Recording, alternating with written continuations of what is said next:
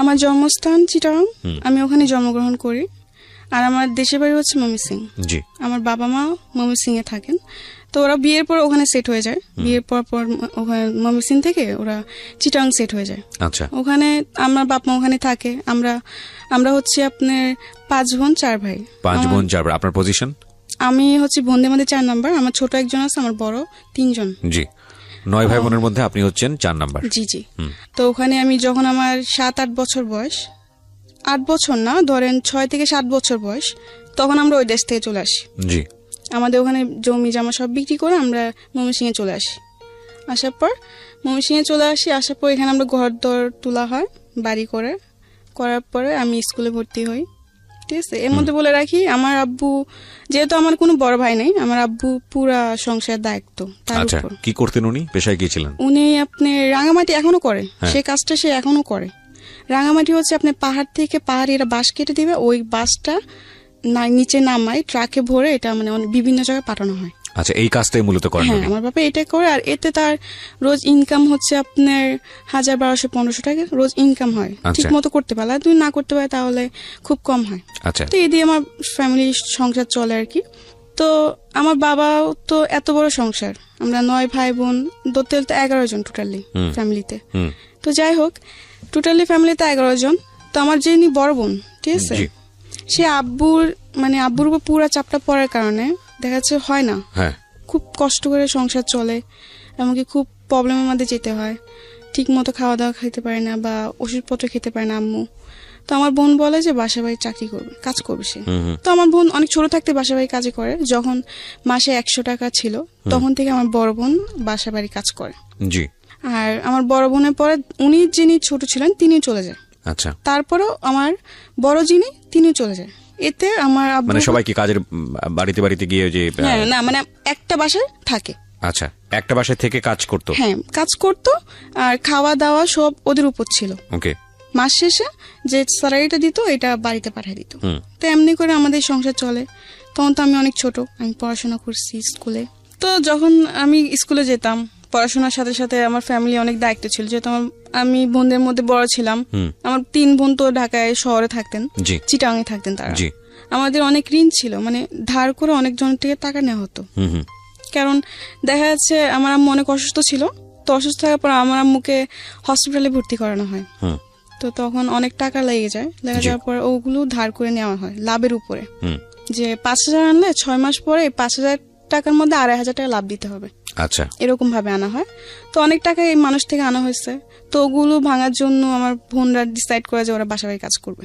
তো স্কুলে যেতাম, তখন স্কুলে বসে বসে দেখতাম মাদ্রাসায় মানুষ যেত, মানে মেয়েরা যেত বোরকা পরে, হাতে টিফিন কানি বাটি নিয়ে। তো আমার খুব ইচ্ছে হতো আমিও যদি যেতাম এভাবে, তো কত ভালো হতো। আমার স্বপ্ন ছিল, আমার ছোট থেকে একটা স্বপ্ন যে আমি পড়াশোনা করবো, কিছু একটা হব, নিজের পায়ে দাঁড়াবো।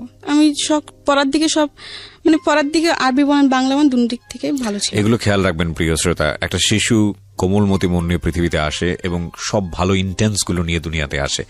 আমাদের সমাজ, আমাদের সিস্টেম, আমাদের পারিপার্শ্বিক অবস্থা কখনো কখনো এই চমৎকার মন নিয়ে আসা শিশুদের উপরে এমন বাস্তবতাকে চাপিয়ে দেয় যে তাদের জীবনটা দুর্বিষহ হয়ে যায়। বুঝতেই পাচ্ছেন আজকে যেহেতু সিক্রেটসে আছে, তার মানে নিজের ভুলগুলো নিয়ে এখানে এসছে।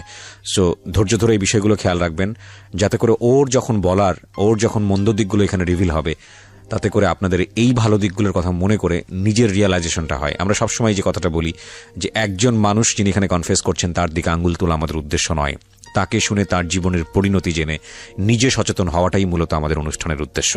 তো আমার খুব ইচ্ছে ছিল আমি যদি মাদ্রাসা যেতাম হবে, তাহলে তো আমিও টিফিন ক্যান করে ভাত নিয়ে যেতাম। মানে আমার খুব শখ এগুলো। আমার ছোট থেকে যেমন কিছু কিছু শখ আমার খুব গেছিল। আমি জালি দিয়ে মাছ মারতে খুব পছন্দ করতাম। আচ্ছা, বিলেজে। বুঝতে পারছেন যে একেবারে গ্রাম অঞ্চলে বড় হওয়া। জি জি। তো আরো কিছু শখ আছে, যেমন শাড়ি পরা। মেয়েদের খুব কমন শখ। হ্যাঁ, যাই হোক, এরকম কিছু শখ। আর ছোট থেকে আমি ছেলেদের সাথে চলাফেরা করতে বেশি পছন্দ করতাম। আচ্ছা। মেয়েদের সাথে আমার খুব কমই চলাফেরা হতো, ঝগড়া হতো বেশি। ছেলেদের সাথে আমি বেশি ফ্রি থাকতাম। ছোট থেকে আমার এরকম শখ, ঠিক আছে। তো আমি স্কুলে পড়ি, স্কুলে পড়ার পর এক পর্যায়ে আমি আমার আম্মুকে বলি যে আম্মু আমি স্কুলে পড়বো না, আমি মাদ্রাসায় পড়বো। তো আমার আম্মু এটা শুনে অনেক খুশি হয় যে মাদ্রাসায় পড়বে, এটা তো খুব ভালো কথা। আমার মারও খুব ইচ্ছে যে আমার মেয়ে বা ছেলে মাদ্রাসায় পড়বে, একটা ভালো কিছু হবে, এটা আমার মার খুব শখ। জি। যার জন্য আমার 2 ভাইকে এখন মাদ্রাসায় ভর্তি করানো হয়েছে। আচ্ছা। তো আস্তে আস্তে আমি মাদ্রাসায় যাই এভাবে। যেরকম আগে স্কুলে যখন যেতাম তখন সকালবেলা আরবি পড়তাম, আরবি পড়ে নাস্তা করে আবার সকালে স্কুলে চলে যেতাম। স্কুল থেকে এসে গোসল টোসল করতাম, মাছ টাছ মেরে গোসল করতাম, গোসল করে খাওয়া দাওয়া করে বাজারে যেতাম। বাজার টাজার করে আনতাম, যেহেতু আমার আব্বু দেশে থাকতো না।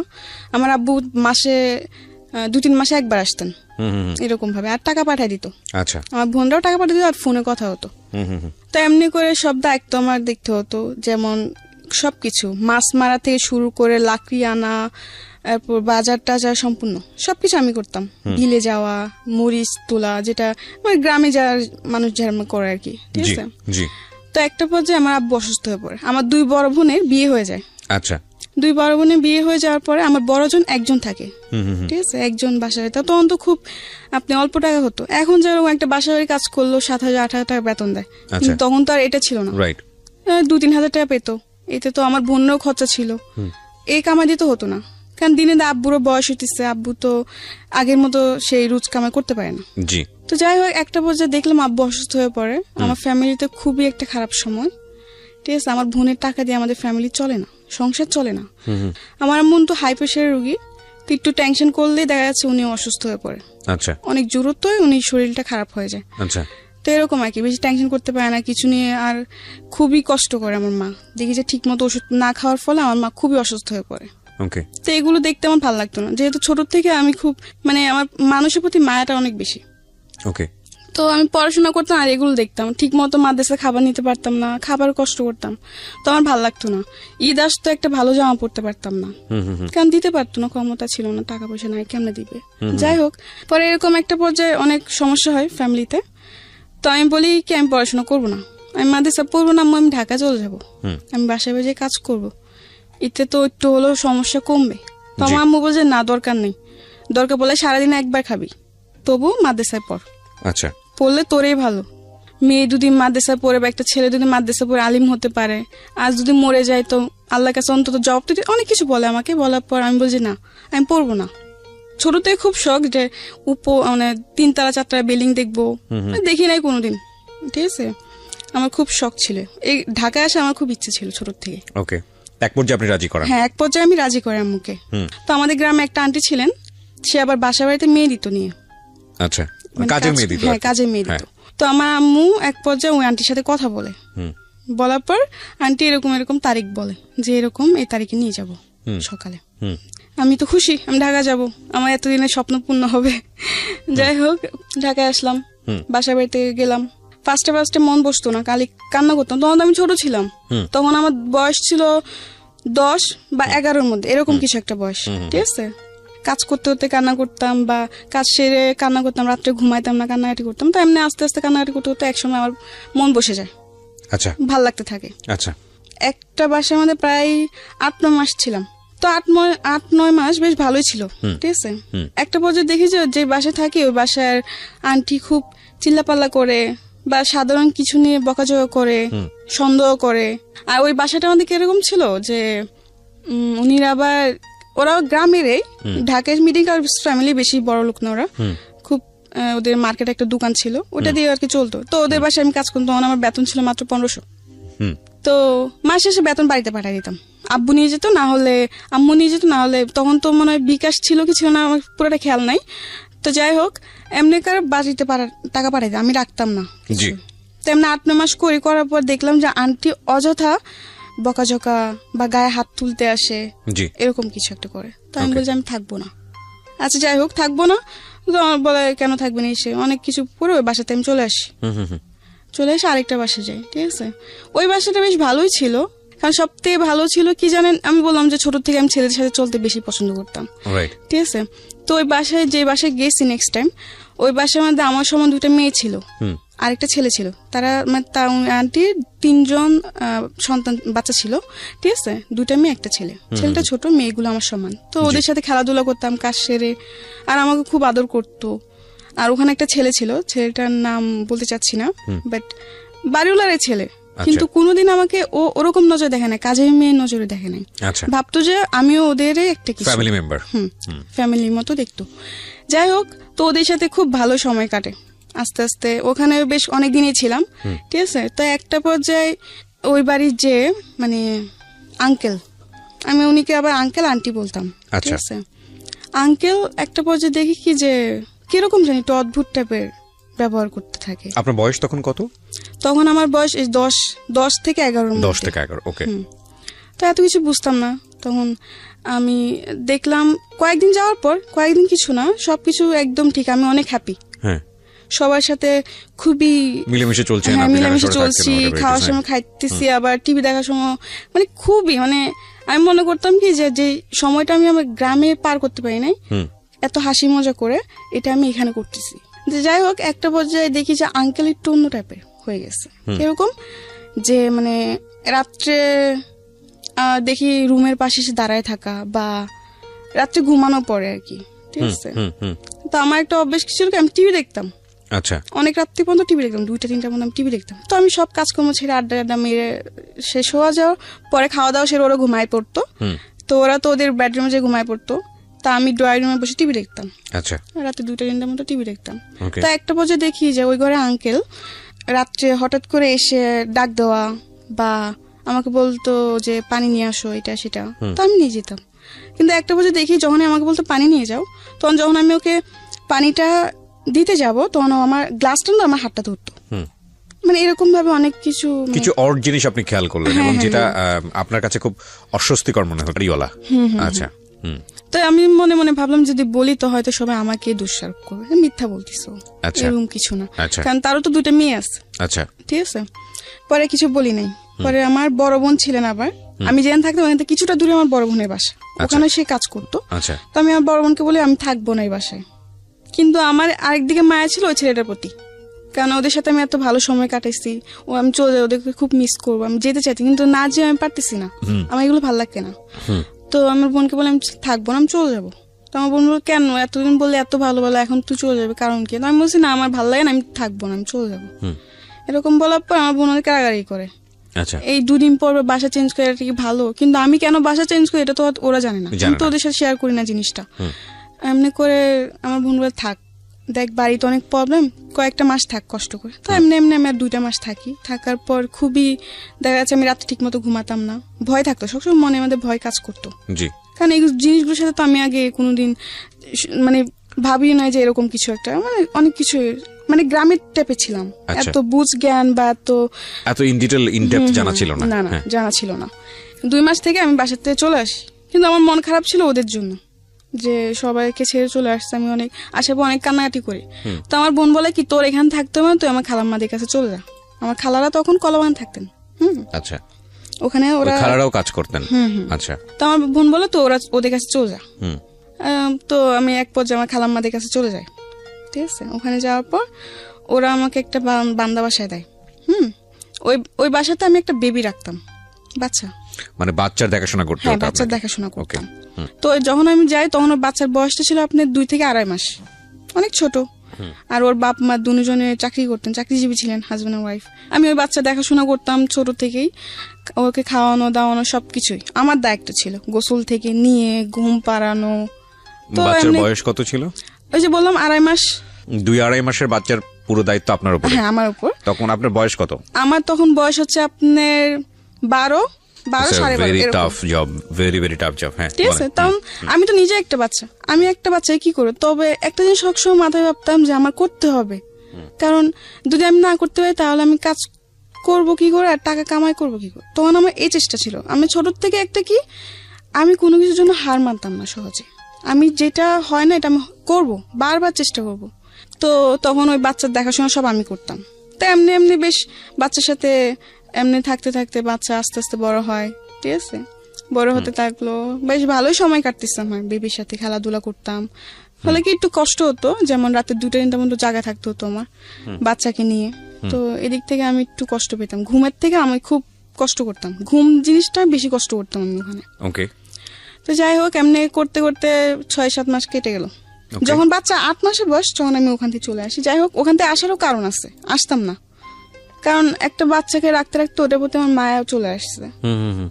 কিন্তু ওরা এমন কিছু করতেছিল তখন যে না এসে আমি পারতেছি না, কারণ একটা সহ্যের সীমানা থাকে।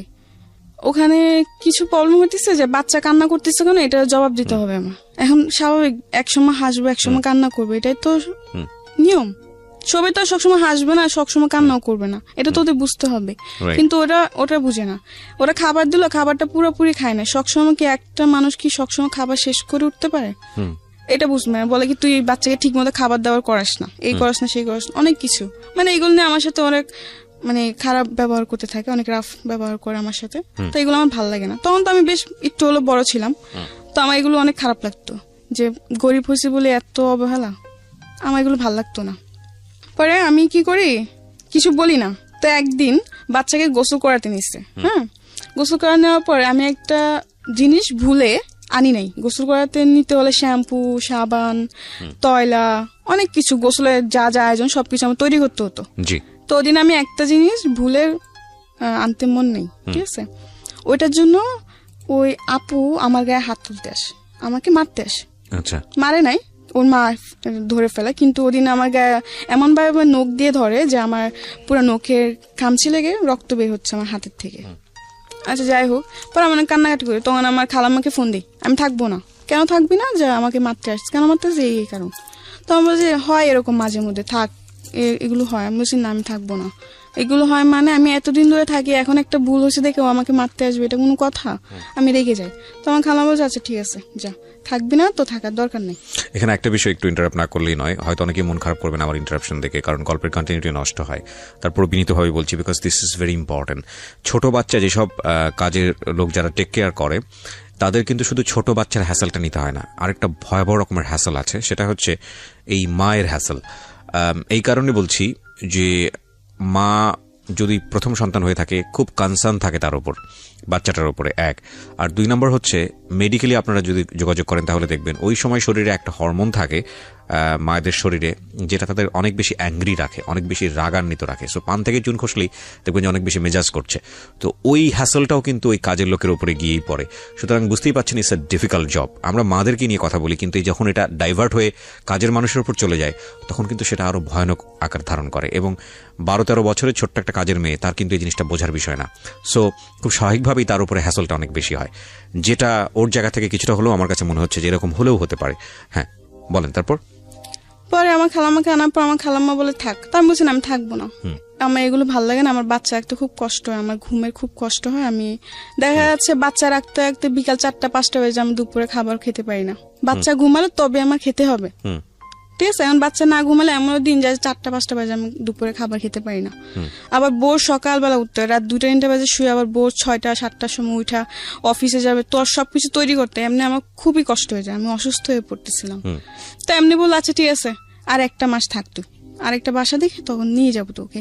তো আমি বলছি আচ্ছা ঠিক আছে। তো এমনি বলে আপুদের সাথে কথা বলে আমার খালাম্মা যে ঠিক আছে তোমরা একটা নতুন মানুষ দেখে নাও, আমার বোনজি থাকবে না, তো ওকে আমরা 1 মাস পর নিয়ে যাবো, তোমরা 1 মাসের মধ্যে আরেকটা মানুষ নিয়ে নাও। তো আচ্ছা ঠিক আছে। তো ওখান থেকে আমি চলে আসি। চলে আসার পর আমি আরেকটা বাসে যাই, ঠিক আছে। ওখানে যাওয়ার পরে ওখানে আপনি ছিল হচ্ছে আঙ্কেল আন্টি 2জন জব করতো, উনি 2 মেয়ে ছিল। 2 মেয়ে থেকে 1 মেয়ে বিয়ে হয়ে পড়ে শ্বশুর বাড়িতে, আরেক মেয়ে ভার্সিটিতে পড়ে, আচ্ছা কলেজে পড়ে। তো আচ্ছা ওখানে বেশ ভালোই কাটতেছে সময়, কিন্তু একটা পর্যায়ে আবার সে একই প্রবলেম লক্ষ্য করলাম যে আঙ্কেল একটু মানে তার নজর একটু অন্যরকম হয়ে গেছে। তখন আপনি মোটামুটি বোঝেন যাদের ব্যাড ইন্টেনশন আছে, আপনি এটা তখন মোটামুটি বোঝেন, হালকা হলে বুঝি। আচ্ছা তো যাই হোক, পরে ভাল লাগে না। এই তখন মনে মনে বলি যে আমি যেখানে যে আমার কপালে কি এগুলোই মিটে, এগুলোই জুটে, আমার কি একটা ভালো বাসা হবে, জুটবে না কপালে, এগুলো বলে কান্নাকাটি করতাম আর কি। তো আবার বলে আমি থাকবো না, ঠিক আছে। তো এক পর্যায়ে আমার খালাম্মার রাগারাগি হবে, থাকবি না মানে রোজ রোজ বাসা পাল্টানো, কয়েকদিন পর বাসা পাল্টানো, এগুলোকে মানুষ ভালো বলে, এই সেই অনেক কিছু বললো। তো আমি বলছি না আমি থাকবো না, যে আমি আর বান্দা বাসা চাকরি করবো না। এক পর্যায়ে বলে আমি বান্দা বাসা চাকরি করবো না। তো বলে কি তো করবি না তো কি করবি? তো আমি বলছি আমি চাকরি করবো। তুই তোকে এখন কে চাকরি দিব? আমি বলছি কে চাকরি দিব মানে? মানুষকে চাকরি করে না, আমিও চাকরি করুম। আর না হলে আমি রাত্রে কোনো বাসে থাকুম না, আমি সারাদিন কাজ করুম, রাত্রে হলে চলে আসবো। এরকম ভাবে অনেকজন এখনো করে। তো ওরকম ভাবে আমি বললাম যে করবো। তো আমার খালামা ফার্স্ট রাজি হয় যে না ও। তো আমার খালামা বলে কি, ও সারাদিন কাজ করে ঘুরবি ফিরবি, বাইরে বাইরে ঘুরবি, এগুলো করতে চাস তোরা, এসে অনেক কিছু বাজে বাজে কথা বলে। তো আমি বলি যে না, আমি কাজ করব, এতে আমি কোনো শয়তানি করবো না, তোমাদের কথা মতো আমি চলবো। তো আমার খালামাকে বলো ফার্স্ট রাজি হয় না, পরে অনেক জোরাজুরি করে আমি রাজি করাই, ঠিক আছে। তো আমি চলে যাই, ওই বাসার থেকে চলে যাই। যাওয়ার পরে একটা বাসা নেই, সারাদিন থাকি, রাত্রে চলে আসি। ওখানে আপনি হচ্ছে রান্না বান্না।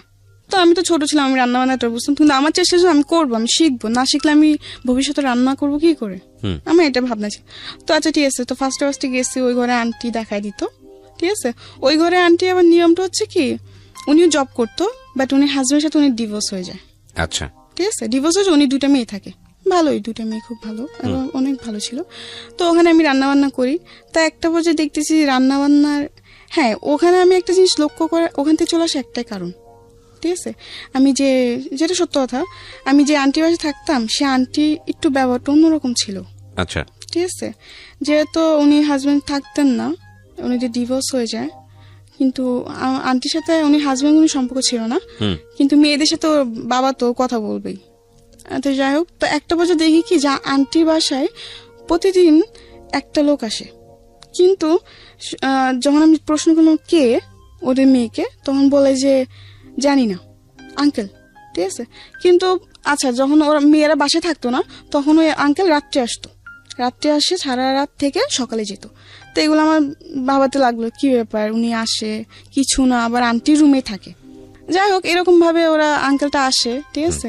আঙ্কেলটা আসলে আস্তে আস্তে অনেক কিছু জিনিস দেখে আমার মনে সন্দেহ হতে লাগলো, তখন তো আমি একটু হলে বুঝতাম। তো একদিন আমি আন্টি, আন্টি ওই আঙ্কেলটা কে? বলে কি ওটা তোর আঙ্কেল। আমি বলছি আঙ্কেল মানে? বলে কি বিয়ে করছে। কিন্তু ওই আঙ্কেলের শুনলাম যে আবার তার আরেকটা সংসারও আছে। আচ্ছা, আমি কিছুটা হলে বুঝতে পারছি যে যেগুলো হচ্ছে সেগুলো ঠিক না, কারণ আঙ্কেল একটা সংসার আছে, আঙ্কেল হয়তো আরেকটা বিয়ে করছে, বা মানে আপনার কাছে ভালো লাগছিল না বিষয়টা? ভালো লাগতেছিল না। তো আমি বলি কি আমি এখানে থাকবো না, কারণ ওইখানেও সমস্যা হয়। হ্যাঁ, ওখানেও সমস্যা হয় বলতে কি, ওই আঙ্কেল ছাড়া আরো অনেকজনে আসে। আচ্ছা, তো আপনার কাছে পরিবেশটা ভালো লাগেনি, তো আপনি ওখানে চলে গেছি। যাই হোক, যাওয়ার পর আমি বলি কি যে আমি আর বাসায় কাজই করবো না, আমি চাকরি করবো, আমি গার্মেন্টস করবো, আর নাহলে যে কোনো একটা চাকরি করবো। বলে কি এত ছোট মেয়েকে গার্মেন্টস চাকরি দিবে না, এটা সেটা ওইটা তুই পারবি না। তো আমার খালামার সাথে একটা মেয়ে থাকতো, সে আবার গার্মেন্টসে চাকরি করতো। তো আমি বললাম কি আপু, তুমি না আমার জন্য একটা গার্মেন্টসে চাকরি দেখো, আমি না তোমার সাথে চাকরি করবো। তো ও বলে কি আচ্ছা ঠিক আছে দেখবো না, এমনি করে বলে কি আচ্ছা ঠিক আছে দেখবো না, এমনি 1 মাস কেটে যায়, মানে সিরিয়াসলি নেয় না আর কি? না সিরিয়াসলি নেয় না জিনিসটা।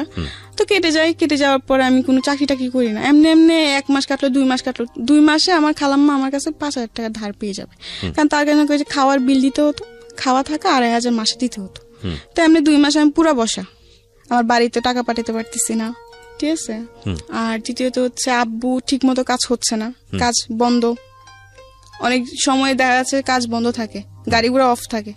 2 মাস পরে কোনো চাকরি হয় নাই, আমি খুব চিন্তায় পড়ে গেছি, এত টাকা বাড়িতেও প্রবলেম হচ্ছে, সাইডে খালাম্মা এত টাকা পাবে কোথা থেকে, কি দিব না দিব, মাথা পুরো নষ্ট আমার। তো একটা পর্যায়ে একটা হসপিটালে চাকরি আসে, মানে হসপিটালে দেখাশোনা করার জন্য এরকম একটা চাকরি আসে। তো আচ্ছা আমি কাগজপত্র জমা দিই, আমার জমা নিয়ন্ত্রণ কার্ড ওখানে জমা দিই, আমি তো খুশি, যাই হোক একটা তো কাজ পাইছি। তখন ওখানে স্যালারি ধরছে আপনি 10,000, আমি তো আরো খুশি। যাই হোক 10,000 টাকা স্যালারি পর মাসে 5,000 টাকা বাড়িতে পাঠিয়ে দিব, আর 5,000 টাকা আমার নিজের জন্য রাখবো, আমি বেশ ভালোই। তো ঠিক আছে, ওখানে জবটা নিশ্চয় হয়েছে 8 ঘন্টা করে ডিউটি। আচ্ছা, তো আমি যেখানে থাকতাম ওখানে 3-4 জন নিশ্চয়ই এই একই কাজ, তো আমরা একই সাথে যেতাম, একই সাথে এমনি 1 মাস করে ওই জবটা, ঠিক আছে। করার পরে বাড়িতে বেশি প্রবলেম ছিল, তো 1 মাসে যা কামাই করছি ওই টাকাতে বেশিরভাগ আমি বাড়িতে পাঠিয়ে দিছি। পরে আমার কাছে ফোন ছিল না, তো একটা ফোন কিনলাম, তো এতে তো আমার খালাম্মার টাকা দেওয়া পড়ে নাই। তো এই 3 মাসের মধ্যে কত টাকা জমে গেছে।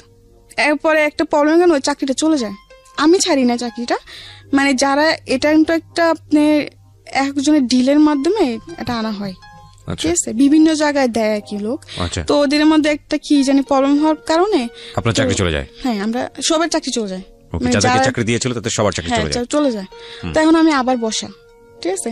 আবার বলে রাখি, এই চাকরির মাধ্যমে ঠিক আছে একটা ছেলের সাথে আমার পরিচয়। ওই যে বললাম ফোন কিনছি, ঠিক আছে, ফোন কেনার পর টাচ ফোনে কিনছি, কম দামি আর কি। ফোন কিনছি, পর আমার ফোনে প্রবলেম, আমি কারণ বাজার নিয়ে গেছি, ছেলেটার দোকানটা কারণ বাজার, ফোন সার্ভিসিং এ করা, আবার দেখা যাচ্ছে ফোনে গান টান লোডও দেয়, এরকম একটা। তো ওই ছেলের কাছে যাই, ঠিক আছে।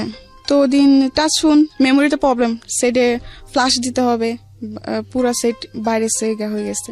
তো ওদিন আমার কাছে টাকা শর্ট ছিল, 250 টাকা না ফ্লাশে ছেলেটা। তো যাই হোক, ওই ছেলেটা কি করলো, আমার ফোন টোন পুরো ঠিক করে দিছে, ঠিক আছে। তো আমার কাছে টাকা পাবে হচ্ছে 450 টাকা পাবে, কিন্তু ওদিন আমার কাছে টাকা ছিল হচ্ছে 200। আচ্ছা। তো এখানে আরো অনেক টাকার পার্থক্য না। তো আমি ওই ছেলেটাকে বললাম কি, আচ্ছা ভাইয়া শুনেন, আমি তো পুরো টাকা আনি নাই, আপনি, ছেলেটাকে ফার্স্ট টাইম বলছি, দেখেন ভাইয়া এত কিছু করতে হবে না, জাস্ট আপনি আমার ফোনটা ঠিক করে দেন হালকা ভাবে, যেন আমি কিছু চলতে পারি, পরে আমি ঠিক করবো, আমার কাছে টাকা নাই বেশি। তো ছেলেটা বললো কি, সমস্যা না, আমি আপনাকে ঠিক করে দিই, আপনি পরে টাকা দিয়ে দিন, এমনি বলে আর কি। পরে আমি নাম্বারটা দিই, নাম্বারটা দেওয়ার পর আমি বাসায় চলে আসি। আসার পর 2 দিন পর ছেলেটা আমাকে ফোন দেয়। ছেলেটা ফোন দেওয়ার পর আমাকে ভালো মন্দ জিজ্ঞাসা করে, আমি কে বল এরকম, তো পরিচয় দেয় আর কি। তো আমি বলছি আচ্ছা। তো আমি বললাম হ্যাঁ আমি ভালো আছি। এমনি আস্তে আস্তে ফোন দেয়, ঠিক আছে। তখন আমি কোন ছেলের সাথে কথাবার্তা বলতাম না, আমি আমার গ্রামে একটা ছেলেকে লাইক করতাম, আচ্ছা আচ্ছা, পছন্দ করতাম আর কি, ওকে, কিন্তু কোনদিন প্রকাশ করি নাই। তো যাই হোক, ওই ছেলেটা আমাকে ফোন দিতে থাকে এমনি আস্তে আস্তে। তো আমিও কথাবার্তা বলতে এই করে, তুই দেশে চলে যা, খেলার আগে করে দেখে আমি দেশে চলে আসছি, ঠিক আছে। দেশে চলে আসি, আসার পরে আম্মু বলে কি ব্যাপার তুই চলে আসলি এসে। আমি বলছি মা এমনি চলে আসছি, ভাল লাগে না, আমি আর ঢাকা শহর যাবো না, কাজ করবো, আমি আবার আরবি পড়বো, কোরআন শরীফ নিবো, আমি কোরআন শরীফ পড়বো। আমি আম্মুকে বলে এরকম, আম্মু বলে আচ্ছা ঠিক আছে, কয়েকদিন বাড়িতে থাক, পরে আবার চলে যা। আচ্ছা। আমি বলে আচ্ছা। তো আমি এক পর্যায়ে বলে আচ্ছা, পরে বলি যে না যাবো না। তো আমার আম্মু বলে কি যাবি না মানে, আর আমি ছোট থেকে শান্ত ছিলাম, কিন্তু যখন আমার 12-13 বছর বয়স, তখন থেকে আমি অনেক দুষ্ট হয়ে গেছি। দুষ্ট বলতে কি, গ্রামে যাওয়ার পরে এদিকে দৌড় মারতাম, ওদিকে দৌড় মারতাম, একটু হলো তো আমি বড় হয়েছি, দুরন্ত ছিলেন আর কি। হ্যাঁ দুরন্ত ছিলাম, মানুষ এটা বলতো ওটা বলতো। গ্রামে তো দেখা যাচ্ছে 12 বছরের মেয়ে অনেক বড় হয়ে যায় তাদের জন্য। তো যাই হোক, পরে আমার আম্মু বলে কি এমনি তো আর রাখা যাবে না, আমি দুষ্টুমি করে দেখে মানুষ বিচার দেয়, আমার আম্মুর কাছে বিচার দেয়। তো আম্মু বলে কি এমনি তো আর রাখা যাবে না। আবার আমি বলে রাখি, আমার দুলাভাই তো ছোট থেকে আমাকে খুব আদর করে বড় করছে। হ্যাঁ, আমি খুব আদরের শালী। যখন আমি ঢাকা চলে যাই, আমার দুলাভাই খুব রাগ করে, কেন ঢাকা পাঠাই দিয়েছেন। আচ্ছা। কিন্তু আমাকে তো পাঠাই, আমি তো নিজে গেছি ঢাকায়। তো যাই হোক, তো আমার দুলাভাই আমাকে নিয়ে, আমার প্রতি আমার দুলাভাই খুবই গেছিল, দুর্বল ছিল। দুর্বল বলতে কি, যে বোন হিসাবে অনেক আদর করতো, আমার বোন হিসেবে আমার প্রতি অনেক দুর্বল ছিল আমার দুলাভাই। আচ্ছা। আমিও তার প্রতি ছিলাম।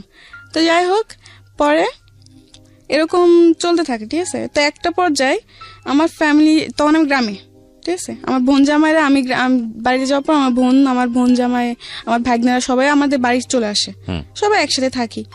তো একটা পর্যায়ে কি হয়, একদিন আমার দুলাভাই কাজ করতেছেন, তো আমি কি করলাম, শয়তানি করে পিছের থেকে উনিকে জাবড়ায় ধরলাম, কোমরে ধরে হাসতেছি, শয়তানি করতেছি। এটা আমার মামি দেখতে পারে। আচ্ছা। মামি দেখতে পায়, মামি দেখার পর আমার আম্মুকে যে এটা বলে, আমার আম্মুকে আর আমার বোনকে এই জিনিসটা বলে। বলার পর ওই জিনিসটা ওর একটু স্বাভাবিক ভাবে নেয় না, জিনিসটা অন্য নজর ভাবে, মামি অন্য ভাবে বলে, অন্য ভাবে নেয়, এটা স্বাভাবিক, বুঝছেন। তো বলার পরে এগুলো নিয়ে আস্তে আস্তে দেখি আমার বোন জামা আর আমার বোন ঝগড়া করতে শুরু করে। মানে সবাই এটা ডাউট যে আমার বোন জামার সাথে আমার কোনো সম্পর্ক আছে, ওকে, কোনো খারাপ সম্পর্ক আছে বা এরকম কিছু, কিন্তু আসলে তো তা না।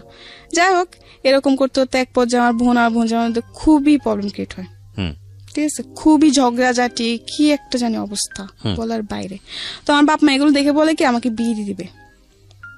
বিয়ের এই 12-13 বছর বয়সে, হ্যাঁ 12-13 বছর বয়সে আমাকে তারা বিয়ে দিয়ে দিবে।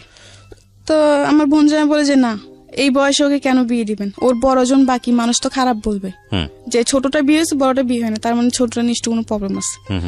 তো আমার বোন জামাই ফার্স্টে রাজি হয় না। আমার মা বলে কি যে না, বিয়ে দিব, কারণ ওদের সন্দেহ যায় আমাকে যদি বিয়ে না দেয় তাহলে হয়তো আমি আমার বোন জামাইয়ের সাথে ভেগে যাবো। আচ্ছা।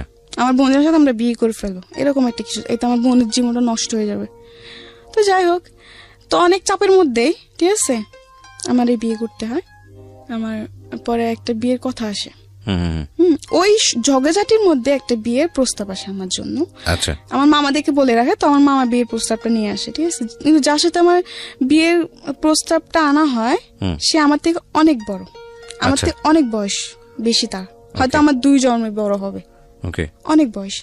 তো যাই হোক, সবাই দেখে শুনে কথাবার্তা বলে তারা রাজি। তো আমাকে দেখায়, আমাকে দেখা ওদের পছন্দ হয়, তো ওরাও রাজি, আমার ফ্যামিলিরাও রাজি, বাট আমি রাজি ছিলাম না। কিন্তু আমি তখন না বলেও পারতেছি না, যদি আমি এখন এই বিয়ে না করি হয়তো আমার বোনের জীবনটা নষ্ট হয়ে যাবে, 2টা বাচ্চা আছে, ওদের জীবনটা নষ্ট হয়ে যাবে। তখন আমার মাথায় খালি কি করবো না করবো বুঝে কুল পাই নাই, ঠিক আছে। তো আমার বোন জামাই বলে কি এই বিয়ে হবে না, আমার মা বলে কি এই বিয়ে হবে। দুজনের মধ্যে এগুলো নিয়ে অনেক ঝগড়াঝাটি, দ্বন্দ্ব তৈরি হয়। হ্যাঁ, দ্বন্দ্ব তৈরি হয় যে এই বিয়ে হবে, এই তো অনেক ঝগড়াঝাটি হয়, ঠিক আছে। তো আমাকে আমার মামার তো বোন একটা বলে কি, দেখ তোর জামাই বুড়া, এসে অনেক কিছু বলে। তো আমার আম্মু এসে বলে কি একদম চুপ। আমার মামার তো বোনটাকে বলে যে একদম চুপ থাকো, কি ছেলেরা কি বুড়া হয়, ছেলেরা কি কোনোদিন বুড়া হয়, এগুলো বলে, গ্রামে এখনো বলে এগুলো, এই ছেলেরা বয়স হলে কি বুড়া হয়ে যায়, এটা ওইটা সেটা অনেক কিছু বলে, ঠিক আছে। তো ওদিন আমার কিছু, তো আচ্ছা যাই হোক, ওইদিন কথাবার্তা ফাইনাল, এই বিয়ে পুরো ঠিক, ঠিক আছে। আমার তো একবার জানার চেষ্টা করেন যে আমি এই বিয়েতে রাজি কিনা, আর তখন রাজি না হওয়ার পর ছাড়াও তো কোনো উপায় ছিল না আমার। আচ্ছা, যাই হোক, পরে আমি এই বিয়ের জন্য আমার, হ্যাঁ, কথাবার্তা শেষ, বিয়ের ডেট সব ফিক্স, 1 সপ্তাহের মধ্যেই বিয়ে। এর মধ্যে ওরা চলে যাওয়ার পর পরের দিন আমার বোন জামাই বলে কি এই বিয়ে হবে না, আর যদি জামাই আসে তো জামাইকে রাস্তা থেকে পা ভেঙে আবার বাড়িতে ফিরাই দিব। আপনার বোন জামাই? হ্যাঁ, আমার বোন জামাই বলে। এতে মানুষ আরো সন্দেহ করে যে কি ব্যাপার, সেটাই তো, হ্যাঁ, যে ওকে বিয়ে হতে দিবে, তার মানে নিশ্চয়ই কিছু আছে। তো আমি আমার বোন জামাকে বলে, থাক দুলা ভাই, আপনি কিছু করতে হবে না, আমি এই বিয়েতে খুশি। আমার বোন জামাকে ডেকে নিয়ে বলে, মটটট খেয়ে এসে ডেকে নিয়ে আমাকে বলে কি, তুই কি এই বিয়েতে রাজি, তুই এই বিয়েতে খুশি? আমি বলছি হ্যাঁ, আমি অনেক খুশি, আপনি এসব নিয়ে আর গ্যাঞ্জাম করেন না, থাক, আমি চাই না কোনো গ্যাঞ্জাম হোক। তো এগুলো বলার পর অনেক কিছু বলে, আমার বাপ মা বলে তুই ভাইবা চিন্তা বল, তুই তো খুশি? আমি বলছি হ্যাঁ আমি খুশি, কারণ তখন এছাড়া আমার উপায় ছিল না, ঠিক আছে, এছাড়া আমার কোনো উপায় ছিল না। ওকে, আমার বোনের সংসার বাঁচানোর জন্য এখন যদি আমার এমন 10টা বিয়ে করতে, আমার তখন করতে হবে, কিছু উপায় ছিল না, কারণ আমি তখন ছোট থেকে বললাম যে আমার বোনের সংসার ভেঙে যাচ্ছে। হ্যাঁ, ওকে, এই বিয়ে না করলে আমার বোনের সংসার ভেঙে যাবে, আবার এটা করলেও ভেঙে যাবে, কিন্তু আমার বাবা মা এক কথা এই বিয়ে হবে, আর আমার বোন জামাই এক কথা হবে না, মানে দুজনের মধ্যে এগুলো নিয়ে অনেক। ঠিক আছে, তারপর কি হলো? যাই হোক, পরে এই বিয়ে হয়, ঠিক আছে, কিন্তু আমার বিয়েতে কাবিন না হওয়ার কারণ হচ্ছে যে আমার বয়স হয়নি, কাবিন দেওয়ার মতো বয়স হয়নি, 18 বছর না হলে কাবিন হবে না। তো এমনি 2 দিন থাকে, 2 দিন থাকার পরে এখন মানুষ বলে কি যে, আমার বাপ মা বলতেছে যদি এখন জামাই ফিরাই দেওয়া হয় তো মানুষ তো খারাপ বলবে, জিনিসটা মানুষ তো খারাপ বলবে যে বিয়ে ভেঙে যে তোমার মেয়ে একটা বদনাম, ওই ওদিক থেকেও বদনাম হয়ে যাবে। তো যাই হোক, কাবিন ছাড়াই বিয়ে হয়। তো ওরা বলে কি যে ঠিক আছে, যতদিন মধ্যে মেয়ের 18 বছর পূর্ণ না হবে ততদিন পর্যন্ত কাবিন হবে না, 18 বছর পূর্ণ আমরা কাবিন দিব। তো এমনি করে সবার কথার উপর বিয়েটা হয়। কত বছর বয়সে বিয়ে হলো এটা? আপনি তখন আমি 13তে পড়তেছেন এই অবস্থায়?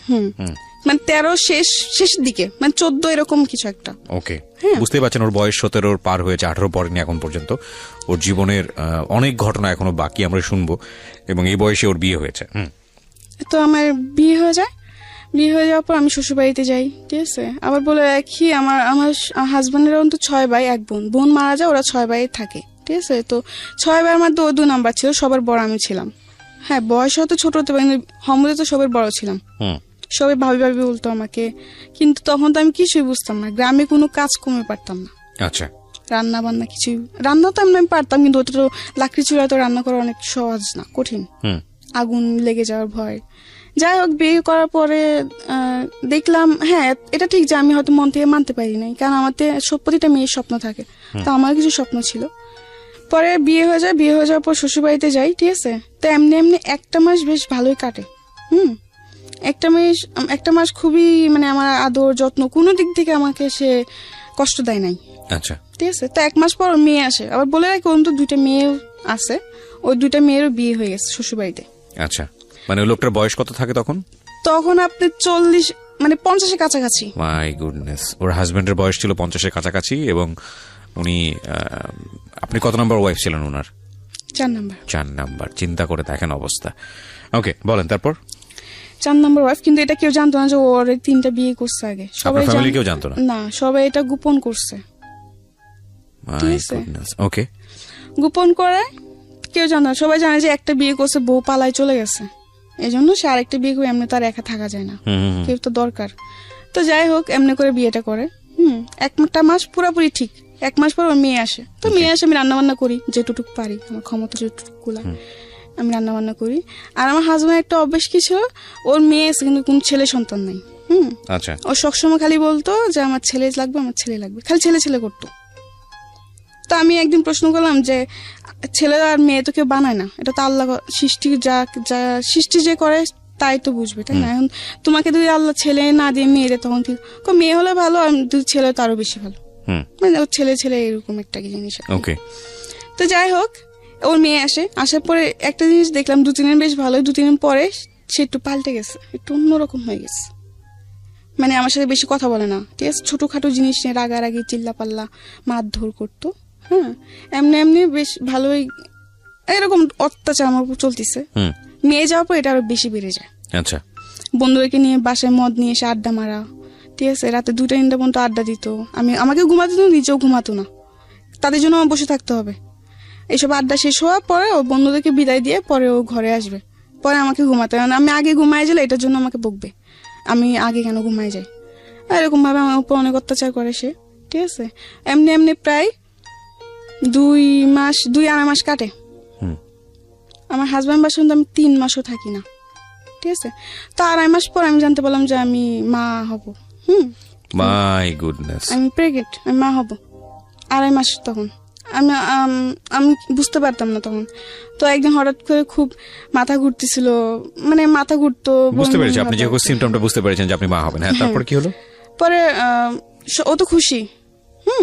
এটা সবাই জানতো না, খুব কমই জানতো, সবাইকে এতটা জানানো হয় নাই। ও খালি বলতো ছেলে ছেলে। আমি বলি যে এটা আল্লাহ যা যাই তা, এটা তুমি আর আমি সৃষ্টি করবো না যে গা। আর তবু আমি মেনে নিছিলাম, ঠিক আছে। যাই হোক, 2.5 মাসে প্রেগনেন্ট। তো একদিন ও বাজারে যায়, ঠিক আছে। তো ওদিন আমাকে বলে কি, মুরগি এনে দিচ্ছে আমাকে, মুরগি এনে লুটি বানাতে বলছে আর মুরগি রান্না করতে বলছে। তো আমি রান্না বান্না করি, রান্না বান্না করার পরে আমার যে উকিল মা, যে আমার দায়িত্ব নেই, উকিল মা যাকে বলা হয়, সে তার বাসায় যাই আমি সন্ধ্যাবেলা। রান্না বান্না সেটা আমি ভয় পেতাম, একলা করে থাকতে ভয় পেতাম, খুব ভয় পেতাম। অন্ধকার আমার পছন্দ ছিল না, অন্ধকার আমি খুব ভয় পেতাম তখন। তো যাই হোক, পরে ওদিন আমি রান্না বান্না জলদি জলদি সেরে সন্ধ্যার আগে আমি আমার উকিল মার বাসা চলে যাই, একা বাসায় থাকতে পারতাম না। যাওয়ার পরে ওদিন ও যাদের সাথে কাজ করতো একটা লোক আসে। আসার পর অনেক কিছু বলার পর এগুলো ও শুনে, ঠিক আছে। শোনার পরেও ও আসার পর আমাকে বলে তুমি এখানে বলছি বাসাতে বের না হতে। উকিল মা বলে না, আমার হাজবেন্ড বলে, বাজার থেকে এসে আমাকে বলে তোমাকে বলছি কোথাও না যেতে, কারোর সাথে কথা বলতে দিত না, কারোর সাথে দেখা করতে আমাকে দিত না। সে মানে বলতো খালি ঘরে থাকবা, চুপচাপ, কারোর সাথে বেশি কথা বলবো না। তার কারণ তার থেকে মনে হতো কি যে আমাকে হয়তো কেউ যুক্তি দিবে, কুবুদ্ধি দিবে, এই সেই হয় না, বাচ্চা নষ্ট করার জন্য কুবুদ্ধি দিবে, এগুলো ভাবতো সে। ওকে, তো ঠিক আছে, এমনি কাটতে থাকলো। এর মধ্যে সে অত্যাচার করে আমাকে, যেমন সবকিছু নিয়ে, খাবার নিয়ে, গোসল নিয়ে, রাত্রে ঘুমানো নিয়েও ডিস্টার্ব করে। মানে ডিস্টার্ব বলতে কি, অত্যাচার করে, ছোটখাটো বিষয় নিয়ে জ্বালাতন। জি, মানে সবসময় একটা পুরুষ বাইরের দিকে মনোযোগ থাকতে হবে, সে ঘরের দিকে নয়। ঘরের দিকে কি মানে এই কাজটা কেন করো নাই, তুমি এটা কেন করতে পারো না। আমি বলছি আমার শরীরটা ভালো লাগে না, আমি করি না, আমি পরে করবো, এটা কেন বলছি, এটা নিয়েও সে গায়ে হাত তুলতো, এরকম আর কি। যাই হোক, তো একদিন বাজার থেকে আসার পরে যেটা বললাম আর কি, যে একজন যে সে যেখানে কাজ করে ওখান থেকে একটা ভাই এসে আমাকে অনেক ধরনের কথাবার্তা বলে যে আপনি এগুলো কেন সহ্য করেন বা এই সেই, এগুলো শোনার পরে তো আমার উকিল মার বাসা ছিলাম, ওখান থেকে আমাকে হাতটা টেনে বাসায় আনে, আমাকে বলে ঘরে চলো। আচ্ছা আচ্ছা, তো আমি বলছি আচ্ছা ঠিক আছে চলো। এটা ঘরে আনার পরে বল খাবার দাও, বিছানার উপর বসেছিল, আমি খাবার দিয়েছি, ঠিক আছে। খাবার দেওয়ার পর 2বার মুখে দিয়ে আমাকে বলতেছে ও কি বলে তোমাকে, কি বলতেছিল ওরা। আমি বলছি কি বলতে, তুমি কি জানো না, তুমি তো সব শুনছো, আমি তো জানি তুমি অনেক আগে আসছো, আমি টের পাইছি ও যে বাজার থেকে আসছে, আমি বুঝতে পারছি। আচ্ছা, কিন্তু এটাও অভিনয় করছে, আমি বুঝতে পারিনি। তাই আমি তো বলছি তুমি তো জানো, তুমি তো শুনছো কি আমাকে কি বলছে বা কি বলে নাই। হ্যাঁ আমি শুনছি, কিন্তু আমি আবার তোর মুখ থেকে শুনো, তুই টাকা করতেছে, রেগে যাইতেছে। আর আমি মাঝে মাঝে মনে হয় যে ও একটু পাগল টাইপের, মানে এই ভালো আবার এই হঠাৎ করে খারাপ, মানে ওর কোনো মানসিক প্রবলেম আছে। ঠিক আছে, আমরা এখানে আর একটা বিরতি নিতে চাই প্রিয় শ্রোতা। 12টায় আমরা আবার বলার জন্য, তুমি জানো না তুমি কি করো, তুমি যা করো তাই তো বলতেছিল। ও বলছে তাই নাকি, তো মানুষের যুক্তি নেস তুই। আমি বলছি মানুষের যুক্তি কেন নিব, মানুষ যেটা সত্যি সেটাই তো বলে। এগুলো বলার পর আমাকে অনেক মারধর করে, ঠিক আছে, মারধর করে। আর মারধর করার পর আমি কান্না করতেছি, পরে চিৎকার চেঁচামেচি হয়েছে না, বকাঝকা, অনেক মারধর করে। তো আমার উকিল মা টের পায়, তখন রাত্রে প্রায় 11টার দিকে কাছাকাছি। তখন তো 11টা হলো গ্রাম অঞ্চল, নিরিবিরি একদম। যাই হোক, অনেক মারধর করার পরে অনেকজন ধরতে আসলে তাকে মারতে যায়। তার কথা যে এখন যদি কেউ ধরতে আসো তো সবাই মার খাবা। আমার হাজবেন্ড বলে ওকে ওকে মেরে ফেলবো না কেটে ফেলবো, এটা আমার ব্যক্তিগত ব্যাপার, ও আমার বউ, ওকে আমার যা ইচ্ছে আমি তাই করবো। হ্যাঁ। আর যাই হোক, তো আমার উকিল মা এসে বলে যে এই অবস্থায় মারিস না, মারার দরকার নেই, ও যা করছে করছে, আচ্ছা ছোট ভুল হয়ে গেছে, বুঝতে পারি নাই। ও বলে কি না, ও মানুষের যুক্তি নেই। আর আমার উপর সন্দেহ করতো, ও ভাবতো যে অন্য কোনো ছেলের সাথে হয়তো আমার সম্পর্ক আছে, আচ্ছা, এটা সন্দেহ করতো। আর ফোন দিলে ফোন চেক করতো যে আমি কোনো ছেলের সাথে কথা বলি নাকি, যদি অন্য একটা নাম্বার দেখছে তাহলে বলছে কে, তো আমি কি জানি কে কোথা থেকে, আমি তো এরকম কিছু মানে জানি না, ঠিক আছে। যাই হোক, পরে একটা পর্যায়ে যখন আমার উকিল মা এই কথাটা বলে যে এরকম ভাবে মারিস না, হয়তো ওর ক্ষতি হবে, তো এক পর্যায়ে উঠে বলে কি যে এই বাচ্চা আমার না, মানে আচ্ছা, ওইটা অস্বীকার করতেছে। তো আমার রাগ উঠে গেছে, কি বললো এটা। পরে আমি বলছি আমি তুই টাঙ্গা করছি, আমি বলছি এটা তোর কি বাচ্চা না, বলছেন না এটা আমার বাচ্চা না। তো আমি বলছি বেশ ভালো কথা, তোরও বাচ্চা না তো ঠিক আছে, এটার বাইচা থাকার কোনো অধিকার নাই। আমি এই কথা বলে মানে কান্না করতেছি, ঠিক আছে। তখন এই কথা ও শুনে পরে আমাকে মানে লাথি দিয়ে ফেলে দেয়। আচ্ছা, যার কারণে আমি খুব মাথায় খুব আঘাত পাই, এমনকি শরীরেও খুব আঘাত পাই। আর মাটিতে ও আমাকে এমন ভাবে মারতেছিল, মানে কি বলবো, জাস্ট পা দিয়ে মানে লাথি দিতেছিল। ওহো, এই প্রেগন্যান্ট থাকা অবস্থাতে? হ্যাঁ হ্যাঁ, এটা কোমরে, পেটে বা পিঠে, বুকে, মুখে, মানে যেখানে সে পারতেছে। আমি তো মাটিতে পড়ে গেছি, ঠিক আছে। যাই হোক, অনেক মারধর করে। পরে একটা পর্যায়ে ও একটা লাইট থাকে, মানে গ্রামে তো অনেক লাইট দিয়ে চলাফেরা করা হয় যেহেতু কারেন্ট নাই, তো একটা লাইটার ছিল ওর, স্টিলের, সিলভারের, ঠিক আছে। ওইটা দিয়ে আমার একটা মাথায় বাড়ি মারে। পরে আমি আর বলতে পারি, আমি সেন্সলেস হয়ে পড়ে যাই। ওহো, ঠিক আছে। পরে কি হয় না হয় তা আমি জানি না, ঠিক আছে। যখন আবার আমি চোখ খুলি তখন দেখতে পারি যে ও আমার মাথায় পানি ডালতিছে, ঠিক আছে, আমার হাত পা মুছে দিতেছে, কান্নাকাটি করতেছে। আর এর মধ্যে আমার খুবই খারাপ অবস্থা হয়ে গেছে, ঠিক আছে। আমি প্রায় এই ঘটনার পরে আমি প্রায় 1.5 মাস অসুস্থ ছিলাম। আর এই ঘটনার পরে আমার বেবিটা নষ্ট হয়ে যায়। আচ্ছা, যাই হোক, নষ্ট হয়ে যাওয়ার পরে আমি তো অনেক অসুস্থ ছিলাম।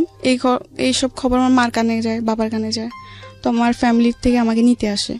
তো ওদিন আমাকে নিয়ে যায়, ঠিক আছে।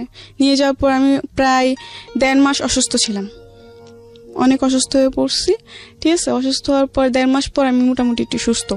তখন সে মেম্বার চেয়ারম্যান নিয়ে আসে, তার কথা যে তার বাচ্চা নষ্ট করে ফেলছে আমি। ওহো, কিন্তু এটা আমি নষ্ট করি নাই, ওর বাচ্চা, ওর আচরণের কারণেই হয়েছে, ওর আচরণের কারণে হয়েছে। কিন্তু ও পুরা দোষ আমাদের উপর ফেলতেছে যে আমরা নষ্ট করে ফেলছি, কিন্তু আসলে তো তা না। যাই হোক, এগুলো অনেক গ্যাঞ্জাম হয়েছে, ও মেম্বার চেয়ারম্যান আনলো, এটা আনলো, সেটা আনলো, অনেক কিছু আমাকে নিয়ে যাবে, ঠিক আছে। ওই ঘটনা পরে আমি আবার যাই ওর বাসায়, আবার যাই, সে একই আচরণ, সবাই কাছে বলছি ঠিক আছে আমি যা করছি ভুল করছি, আমি আর এরকম করবো না। তো ওর উপর আমি আরেকবার বিশ্বাস করে আবার যাই। যাওয়ার পর সে একই আমার আচল করে, ঠিক আছে। যাক, পরে আবার চলে আসি। পরে আমি বলি যে আমি ওর কাছে আর যাবই না। তো আমার বাপ মাও বলে যে ঠিক আছে, একবার আমাদের কথা শুনে গেছোস, যখন ও ভালোই হয় নাই তো আর যাওয়ার দরকার নাই, তোর যেটা ভালো লাগে তুই সেটাই কর। তো আমি বলছি ঠিক আছে, আমি ওর সংসারে যাবো না, আমি ঢাকায় চলে যাবো।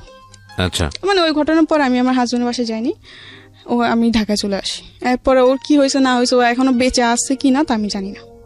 ঢাকায় চলে আসি, ঢাকা চলে আসার পরে একটা বাসায় কাজ নিই আবার।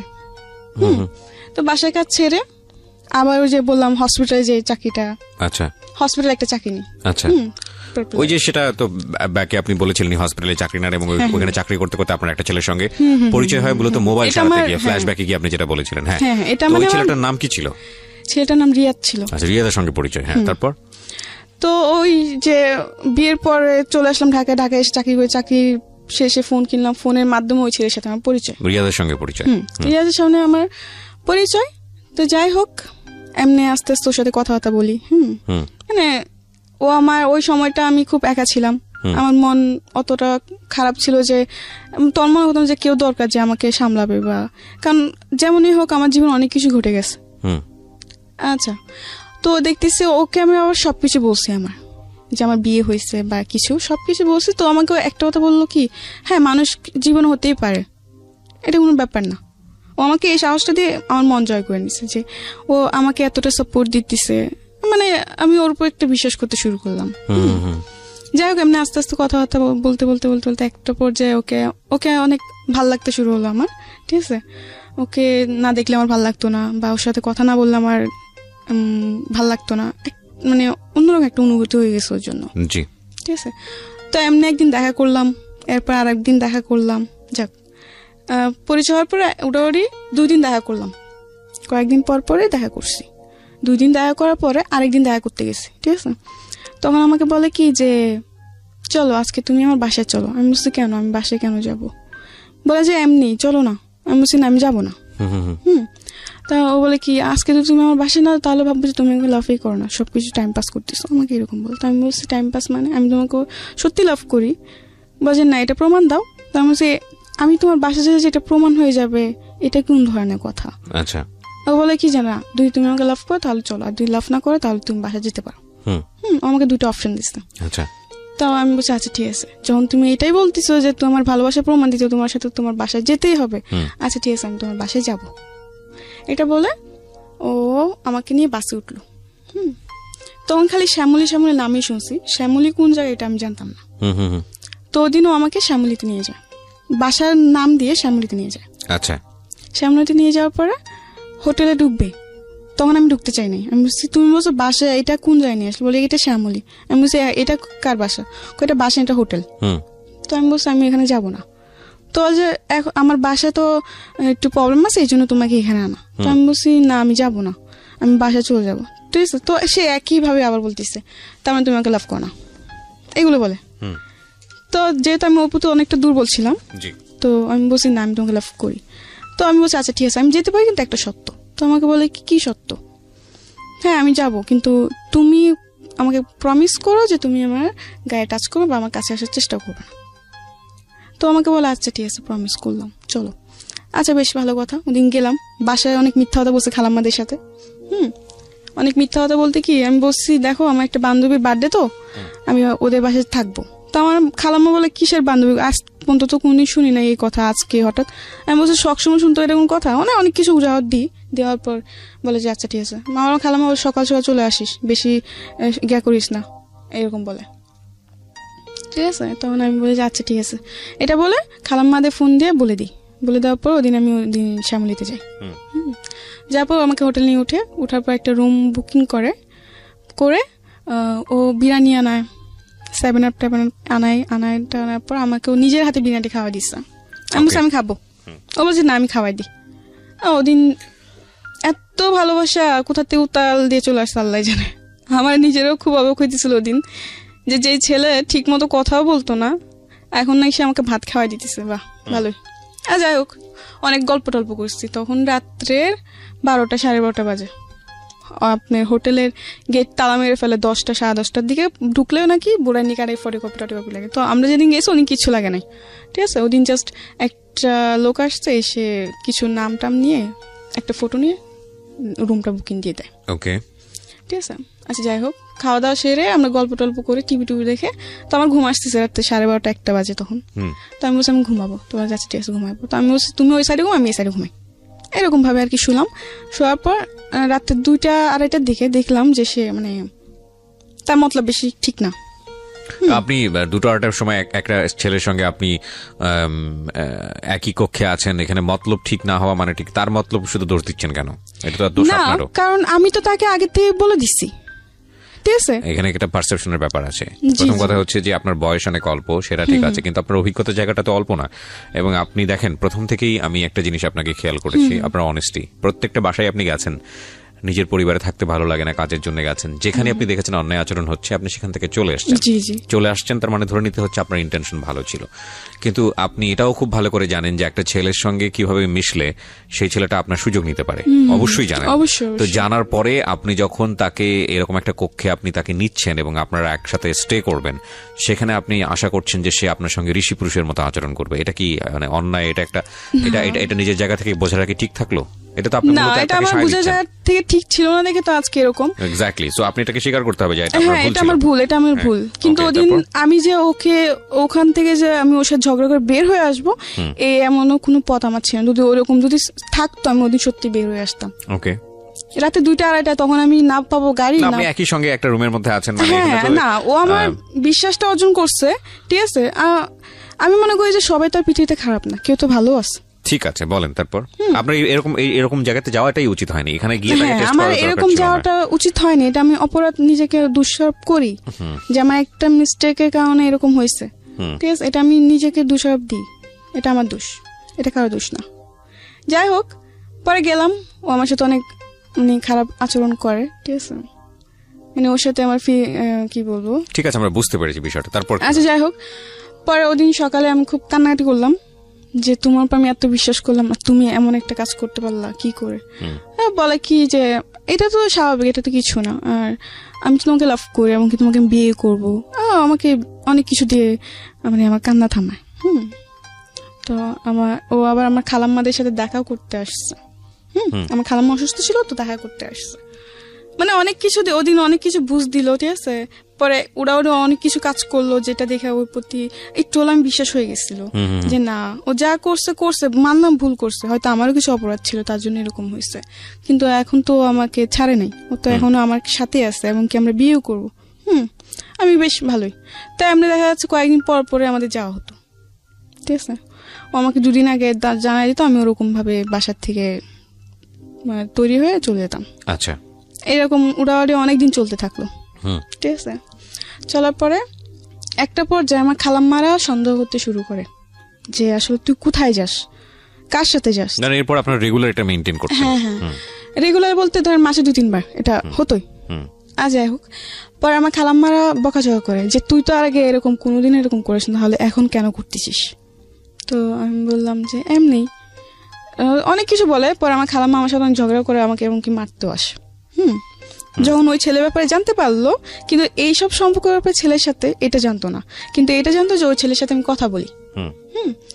তো একটা পর্যায়ে আমার ফ্যামিলি যখন জানতে পারে, মানে আমার খালাম্মারা, যেমন আমার মামাতো ভাই, চাচা নাই, আমার জ্যাঠা আছে, যাই হোক, আমার খালাতো ভাই, ওরা যখন জানতে পারে, তখন আমাকে একটা কথা বলছে যে ওই ছেলে ভালো না, তুই ওই ছেলের সাথে কথা বলিস না, জীবনে তো অনেক কিছুই করছোস, অনেক কষ্ট তো দেখছোস, এখন আর ওর সাথে মিশিস না, ওর তো জীবনে ধ্বংস করে দিব।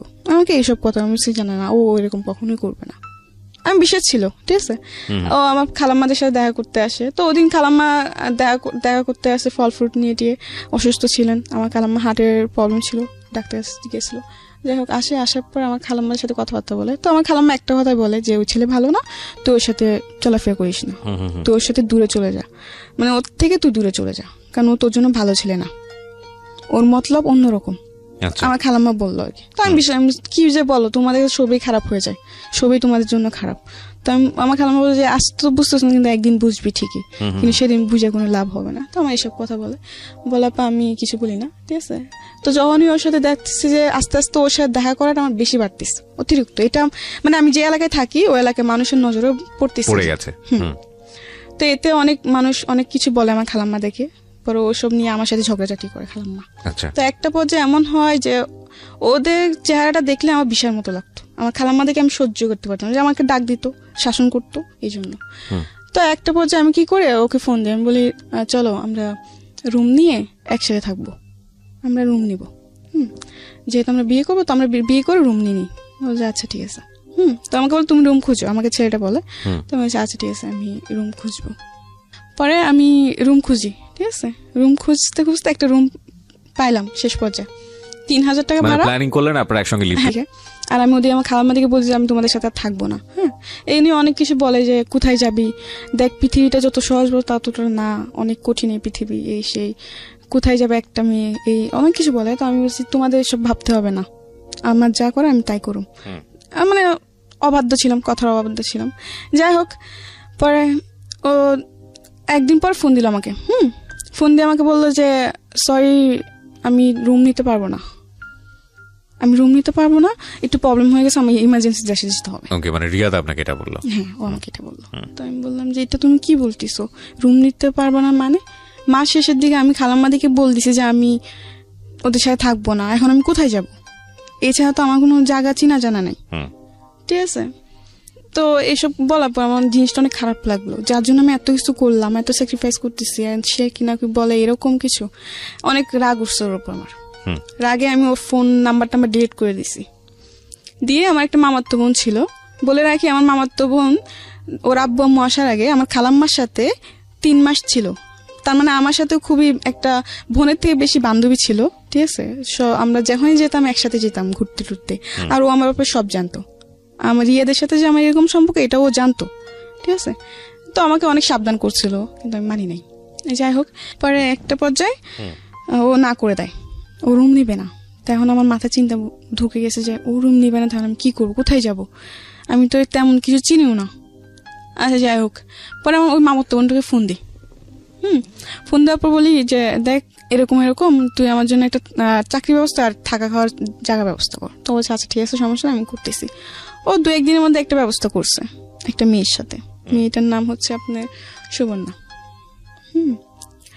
দেখতে অনেক সুন্দর ছিল, খাটো বেশ ভালোই ছিল। ওকে, তো ওই মেয়েটার সাথে আমার থাকা খাওয়ার ব্যবস্থা করছে আমার মামাতো বোন। করার পর আমি বলছি আচ্ছা ঠিক আছে, তো আমি যাই। আমার খালাম্মাদের কাছ থেকে বিদায় নিয়ে চলে যাই আমি। যাওয়ার পরে ওখানে আমাকে নিয়ে যায় ওই রুমে। ঠিক আছে, তো রুমে গেলাম 1-2 দিন বেশ ভালোই। পরে জানতে পারলাম যে আরেকটা কথা বলে রাখি, আমার মামাতো বোনকে দিয়ে একটা ছেলের সাথে আমার পরিচয় হওয়ার পরে ওই ছেলে আর আমার মামাতো বোন আমাকে নিতে আসছে। আমি মোহাম্মদপুর লাগাত গেছি, ওখান থেকে ওরা আমাকে চরে নিয়ে যাবে, কারবাঙ্গি চরে। তো ওখান থেকে ওরা আমাকে চরে নিয়ে যায় ওর বান্ধবীর বাসায়। আমার মামাতো বোনের বান্ধবী বলে পরিচয় দিচ্ছে, তো আমারও তো বান্ধবী হয়। আচ্ছা যাই হোক, গেলাম। যাওয়ার পর 1-2 দিন বেশ ভালোই। পরে জানতে পারলাম যে ওই ছেলেকে সুবর্ণা হাজবেন্ড বলে পরিচয় দিয়ে এই রুমটা নিচ্ছে। মানে আসলে তো ওরা হাজবেন্ড ওয়াইফ না, মিথ্যা কথা দিয়ে নিচ্ছে রুমটা, মিথ্যা কথা বলে নিয়ে পরে। কিন্তু হাজবেন্ড একজনকে বানাইছে, কিন্তু রাত্রে এসে থাকে আরেকজন, সুবর্ণার বয়ফ্রেন্ড থাকে। ওকে, সুবর্ণার বয়ফ্রেন্ড থাকে। সুবর্ণার বয়ফ্রেন্ড প্রতিদিন রাত্রে চলে আসে, 11টা-12টার দিকে চলে আসে। ওরা সারা রাত জায়গা থাকে আর আপনার সারাদিন ঘুমায়। সুবর্ণা আবার এসব কাজ করতো সে। তো দেখা যাচ্ছে 1-2 দিন যাওয়ার পর দেখতে পারলাম একটা জিনিস, লক্ষ্য করলাম যে ও রাতে 2টা নয় 3টা নয় বাসাতে বের হইতেছে, আবার বাসায় আসতেছে। ঠিক আছে, কোনো চাকরি করে না, কিন্তু অথচ ওদের কাছে টাকার কোনো অভাব নাই। ওকে, এটা আপনি নোটিস করলেন নিজে নিজে? হ্যাঁ। তো একটা পর্যায়ে আমরা দেখতে দেখতে প্রায় অনেক দিন কেটে গেল, 10 দিনের মতো এরকম কাটছে। কাটার পর আরেকটা জিনিস, সুবর্ণা এবং সুবর্ণার বয়ফ্রেন্ড একটু অন্যরকম ছিল, একটু কি বলবো, সবকিছু ওপেনলি। কিন্তু হ্যাঁ, ও সুবর্ণা এটার জন্য কোনোদিন ওকে বাধা দেয় নাই। ঠিক আছে, কারণ হাজার হোক সে আমার প্রেমিক হোক বা আমার হাজব্যান্ড হোক, আমার চোখের সামনে অন্য কোনো মেয়ের ব্যাপারে কথা বললে এটা আমি সহ্য করবো? অবশ্যই না। কিন্তু সুবর্ণা এরকম ছিল না, সুবর্ণা আরো উৎসাহিত দিত ওকে যে তুমি করতে পারো, সমস্যা নেই। ওকে, এরকম করতো। ঠিক আছে, তো এরকম কাটতে থাকে, এগুলো আমার ভালো লাগতো না। যে কি এসব কি কোনো কিছু নিয়ম কারণ নাই, যখন ইচ্ছা এগুলো কি হচ্ছে, আমার ভালো লাগতো না। হ্যাঁ, তো আমি অনেক ঝগড়াঝাটি করি। ঠিক আছে, ঝগড়াঝাটি করার পর আমি প্রায় 10 দিন ভাত খাইনি, রাগি না খেয়ে। ওই যে বললাম যে ওই যে ছেলেটার সাথে আমার পরিচয় হয়েছে ওদের ধারাতে, ওকে ফোন দিই, যাকে সুবর্ণা হাজবেন্ড বানাইছে। ওকে ফোন দেওয়ার পর বলি যে আমি ভাত খাইনি, আমার ক্ষুধা লাগছে, আমার জন্য খাবার নিয়ে আসো। তো আমার জন্য খাবার টাবার নিয়ে আসতো। ঠিক আছে, নিয়ে আসার পরে এমনি করে কাটতে থাকলো, কয়েকদিন কাটলো, 5-6 দিন হয়ে গেল। ঠিক আছে, তো একদিন ওরা একটা পার্টিতে যাবে। তো পার্টিতে যাবে, তো আমাকে বলতে তুইও চল পার্টিতে যাব। আবার সুবর্ণা যেটা করতো ওইটার মধ্যে আমার মামাতো বোনও যুক্ত হয়ে গেছে। ফার্স্টে করে নাই, ঠিক আছে, কিন্তু পরে যে ওরা দুজন একসাথে 71 হয়ে গেছে। তো ওরাও চাইছিল আমি করি, কিন্তু আমার একটা কথা ছিল যে আমি মরে যাব, কিন্তু আমি এসব কিছু করব না। তো ওরা বলে কি হ্যাঁ এখন করবি না, একদিন দেখিস ঠিকই করবি, কারণ যে ছেলের সাথে তুই পরিচয় হয়েছিস ও ছেলে ভালো না, কারণ সুবর্ণা দায় করে ওই ছেলেকে, সুবর্ণার লাইফের জন্য ওই ছেলে দায়। তো আমার কথা হলো, যখন ও এতই খারাপ ছিল তাহলে তবে আমার সাথে ওদের কেন পরিচয় করাই দিছিস? আমার কথা এটা। আমি বলছি ঠিক আছে, খারাপ না ভালো এটা আমি পরে দেখে নেব, তোদের থেকে আমার জানতে হবে না। এটা বলার পর ওরা বলে আচ্ছা ঠিক আছে একদিন বুঝবি। তো আমি বলছি আচ্ছা ঠিক আছে বুঝে নেবো না, সমস্যা নেই। এইগুলো নিয়ে ঝগড়া, তারপর একদিন পার্টিতে যাবো, তো আমাকে বলছে তুইও চল। আমি বলছি না আমি পার্টিতে যাবো না, ঠিক আছে। তো বলে যে না পার্টিতে ওরকম কিছু না, জাস্ট ফ্রেন্ডসটা মিলে একজন বার্থডে সেলিব্রেট করবে, না ওইটা আমাদের যাবো। তো আমার আচ্ছা ঠিক আছে। তো আমরা তৈরি হলাম, 3 জন তৈরি হয়ে গেলাম। কিন্তু ওখানে যাওয়ার পর প্রায় 10-12টা ছেলে, ঠিক আছে, 10-12টা ছেলেটার মধ্যে আমরা 3 জন মেয়ে। আমাকে বলছে যে আরো মেয়েরা আসবে, অনেক বড় করে পার্টি হবে, সে অনেক কিছু বলে। তো আমি বিশ্বাস করি আচ্ছা ঠিক আছে আমি যাবো। তো ওই পার্টিতে গেলাম, যে দেখি যে 10-12 জন ছেলে আর আমরা শুধুমাত্র 3টা মেয়ে। তো ওই দিন যাওয়ার পর আমার ভাল লাগে না, তো আমি বলছি আমি চলে যাবো। বলে কি এত রাত্রে তো বাসায় যাওয়া যাবে না, রাত্রে বেশি 11টার দিকে রওনা দিচ্ছে, যাইতে যাইতে অনেক সময় লেগে গেছে। পরে কিছুক্ষণ থাকার পর আমার ভালো লাগতেছে না, তো আমি বলছি আমি চলে যাবো, যে এত রাতে গেলে বাড়িগুলা জিনিসটা খারাপ ভাববে, থাকে যা। আচ্ছা যাই হোক, তো ওদিন ওই পার্টির তো ওরা অনেক কিছু আনে, অনেক নেশা জাতীয় জিনিসপত্র আনে, ওগুলো খায় ওরা, এমনকি আমাকে জোর করে খাওয়ানো হয়। তো আমি খাই এবং ওদের থেকে বেশি আমাকে খাওয়ানো হয়। আচ্ছা, আপনাকে মানে ড্রাগ নিতে বলা হয় এবং আপনি সেটা যেরকম নেন? মানে অনেক প্রকারের জিনিস। কি নেন? যেরকম আপনার ভিআরটা তো সিম্পল একটা জিনিস, ওটা কোনো বড় ব্যাপার না। ভিআর, মদ, পরে আপনার ইয়াবা, পরে গাঞ্জা, এরকম। এক রাতে আপনি এত কিছু নিয়ে ফেললেন? না মানে আমি ওদিন এত কিছু নিই নাই, আমি জাস্ট একটা জিনিস নিয়েছি, ওটা হলো মদ। কিন্তু ওদিন আমি মদটা এত পরিমাণ খেয়ে ফেলছি যে আমার পরে কোনো হুঁশ জ্ঞান নাই। ওই পার্টিতে যে আমি খেতে চাই নাই, ঠিক আছে, ওর বলছে কিচ্ছু হবে না তুই খা। আমাকে অনেক কিছু বললো, তো আমিও খেয়ে ফেললাম। কিন্তু খেতে খেতে এতগুলো আমাকে খাওয়াই দিচ্ছে ওরা যে বলার বাইরে। মানে ওরা দুটি খাইছে একবার, আমি খাইছে ওদের সাথে, আমাকে খাওয়াইছে আবার 3বার, এরকম ভাবে। মানে ওরা ডবল থেকে ডবল আমাকে খাওয়াইছে। খাওয়ানোর পর তো আমি হাবল তাবল বলতেছি, আমার পিছে কি করছে না করছে সবকিছু, মানে কান্না করতেছি আর বলতেছি। মানে তখন আমার কোনো হুঁশ জ্ঞান ছিল না, আমি যে বাসায় হেঁটে যাবো ওটাও জ্ঞান ছিল না। তো ওদিন হ্যাঁ অনেক কিছু হতে পারতো, কিন্তু একটা ছেলে ছিল যার কারণে হয়তো আমি ওদিনও বেঁচে আসছি, নিজেকে হয়তো ওদিন রক্ষা করতে পারছি। পরে ওই ছেলে ওদিন হ্যাঁ আমার সাথে চেষ্টাও হয়েছিল, কিন্তু আমি যখনই মানে চিৎকার চেঁচামেচি করি, তো ওই ছেলেটা বলতে যে এখন যদি একে বেশি মানে গা করা হয় তো চিৎকার চেঁচামেচি করবে আর মানুষজন চলে আসবে, এখানে পর অনেক বড় প্রবলেম ক্রিয়েট হয়ে যাবে, দরকার নেই ওকে ওর মতো থাকতে দে। তো ওদিন রাত্রে আমি আমার মতো ছিলাম, সকালে বাসায় ফিরি, সকাল বাসায় ফিরে এসে ঘুম দিই, সারা রাত ঘুমাই নাই, এসে সারাটা দিন ঘুমাই, রাত সন্ধ্যা থেকে ঘুম, মানে সকালতে এসে ঘুম দিছি একদম রাতে 8টা-9টা বাজে উঠছি ঘুম থেকে, না খাওয়া দাওয়া না কিছু। পরে আমি ওদের উপর চিল্লালাম যে তোরা কেন আমাকে জোর করতে গেলি, আমি কোনোদিন এগুলো খাই নাই, জীবনে প্রথম আমি খেলাম, তোরা খাস ভালো কথা, তোদের সাথে আমার কেন যোগ করলাম, তো তোদের ভালো ঝগড়াঝাটি হয়। তো এক পর্যায়ে আমি ওই ছেলেটাকে বলি আমি ওদের সাথে থাকবো না, আমার জন্য রুম দেখো তুমি। রুম কি মানে অন্য জায়গায় দেখো, আমি অন্য জায়গায় থাকবো, ওদের সাথে আমি থাকবো না। তো আচ্ছা ঠিক আছে দেখতেছি, কিন্তু এর মধ্যে আমি ওদেরকে বসে চাকরি খুঁজো, ওরা বলে কি আজকে না কালকে না পরশু, এরকম ভাবে অনেক উজাহার দেয়। তো একটা পর্যায়ে রুম ছেড়ে দিব, ঠিক আছে। তো আবার সুবর্ণাকে ওই ছেলেটা বলে কি যে তুমি রুম দেখো। তো সুবর্ণা প্ল্যানিং করে কি যে আচ্ছা ঠিক আছে আমি না 2টা রুম একসাথে দেখবো, একটা মধ্যে তোরা থাকবে, একটা মধ্যে আমি আমার বয়ফ্রেন্ড থাকবো নিয়ে। আমি বলছি ওই ছেলে বলে আচ্ছা ঠিক আছে। তো আমি বলছি আচ্ছা ঠিক আছে যা, তোরা তোদের রুমে থাকবে আমি আমার রুমে থাকবো, এটা কোনো জ্ঞান না। ওরা বলে আচ্ছা। তো এমনি করে একটা পর্যায়ে ওরা রুম দেখে, রুমে অ্যাডভান্স দেয়, জিনিসপত্র নিয়ে চলে যায়, ঠিক আছে। আমাকে ওদিন ওই বাসায় একা রেখে যায়, মানে ওরা জিনিসপত্র নিয়ে চলে যায়, বাড়িগুলোকে পুরো ভাড়া দেওয়া হয় নাই, না দিয়ে ওরা রাত্রে 12টা বাজে সব জিনিসপত্র গুছিয়ে নিয়ে চলে গেছে। আমাকে বলে কি যে আমি আবার আসবো, আমরা জিনিসপত্র রেখে সেট করে পরে তোকে আবার নিতে আসবো, এটা বলে ওরা চলে যায়। 12টা গেল, 2টা গেল, 3টা বাজে আমি ফোন দিচ্ছি, কি রে তোরা কই 3টা বাজে এখনো আসলি না আমাকে নিতে, আমি তো একা একা বসে আছি, খাওয়া দাওয়া করি নাই। ও বলে কি দেখ অনেক রাত হয়ে গেছে যে আসি নাই, হ্যাঁ তুই ঘুমায় অনেক কিছু বলে।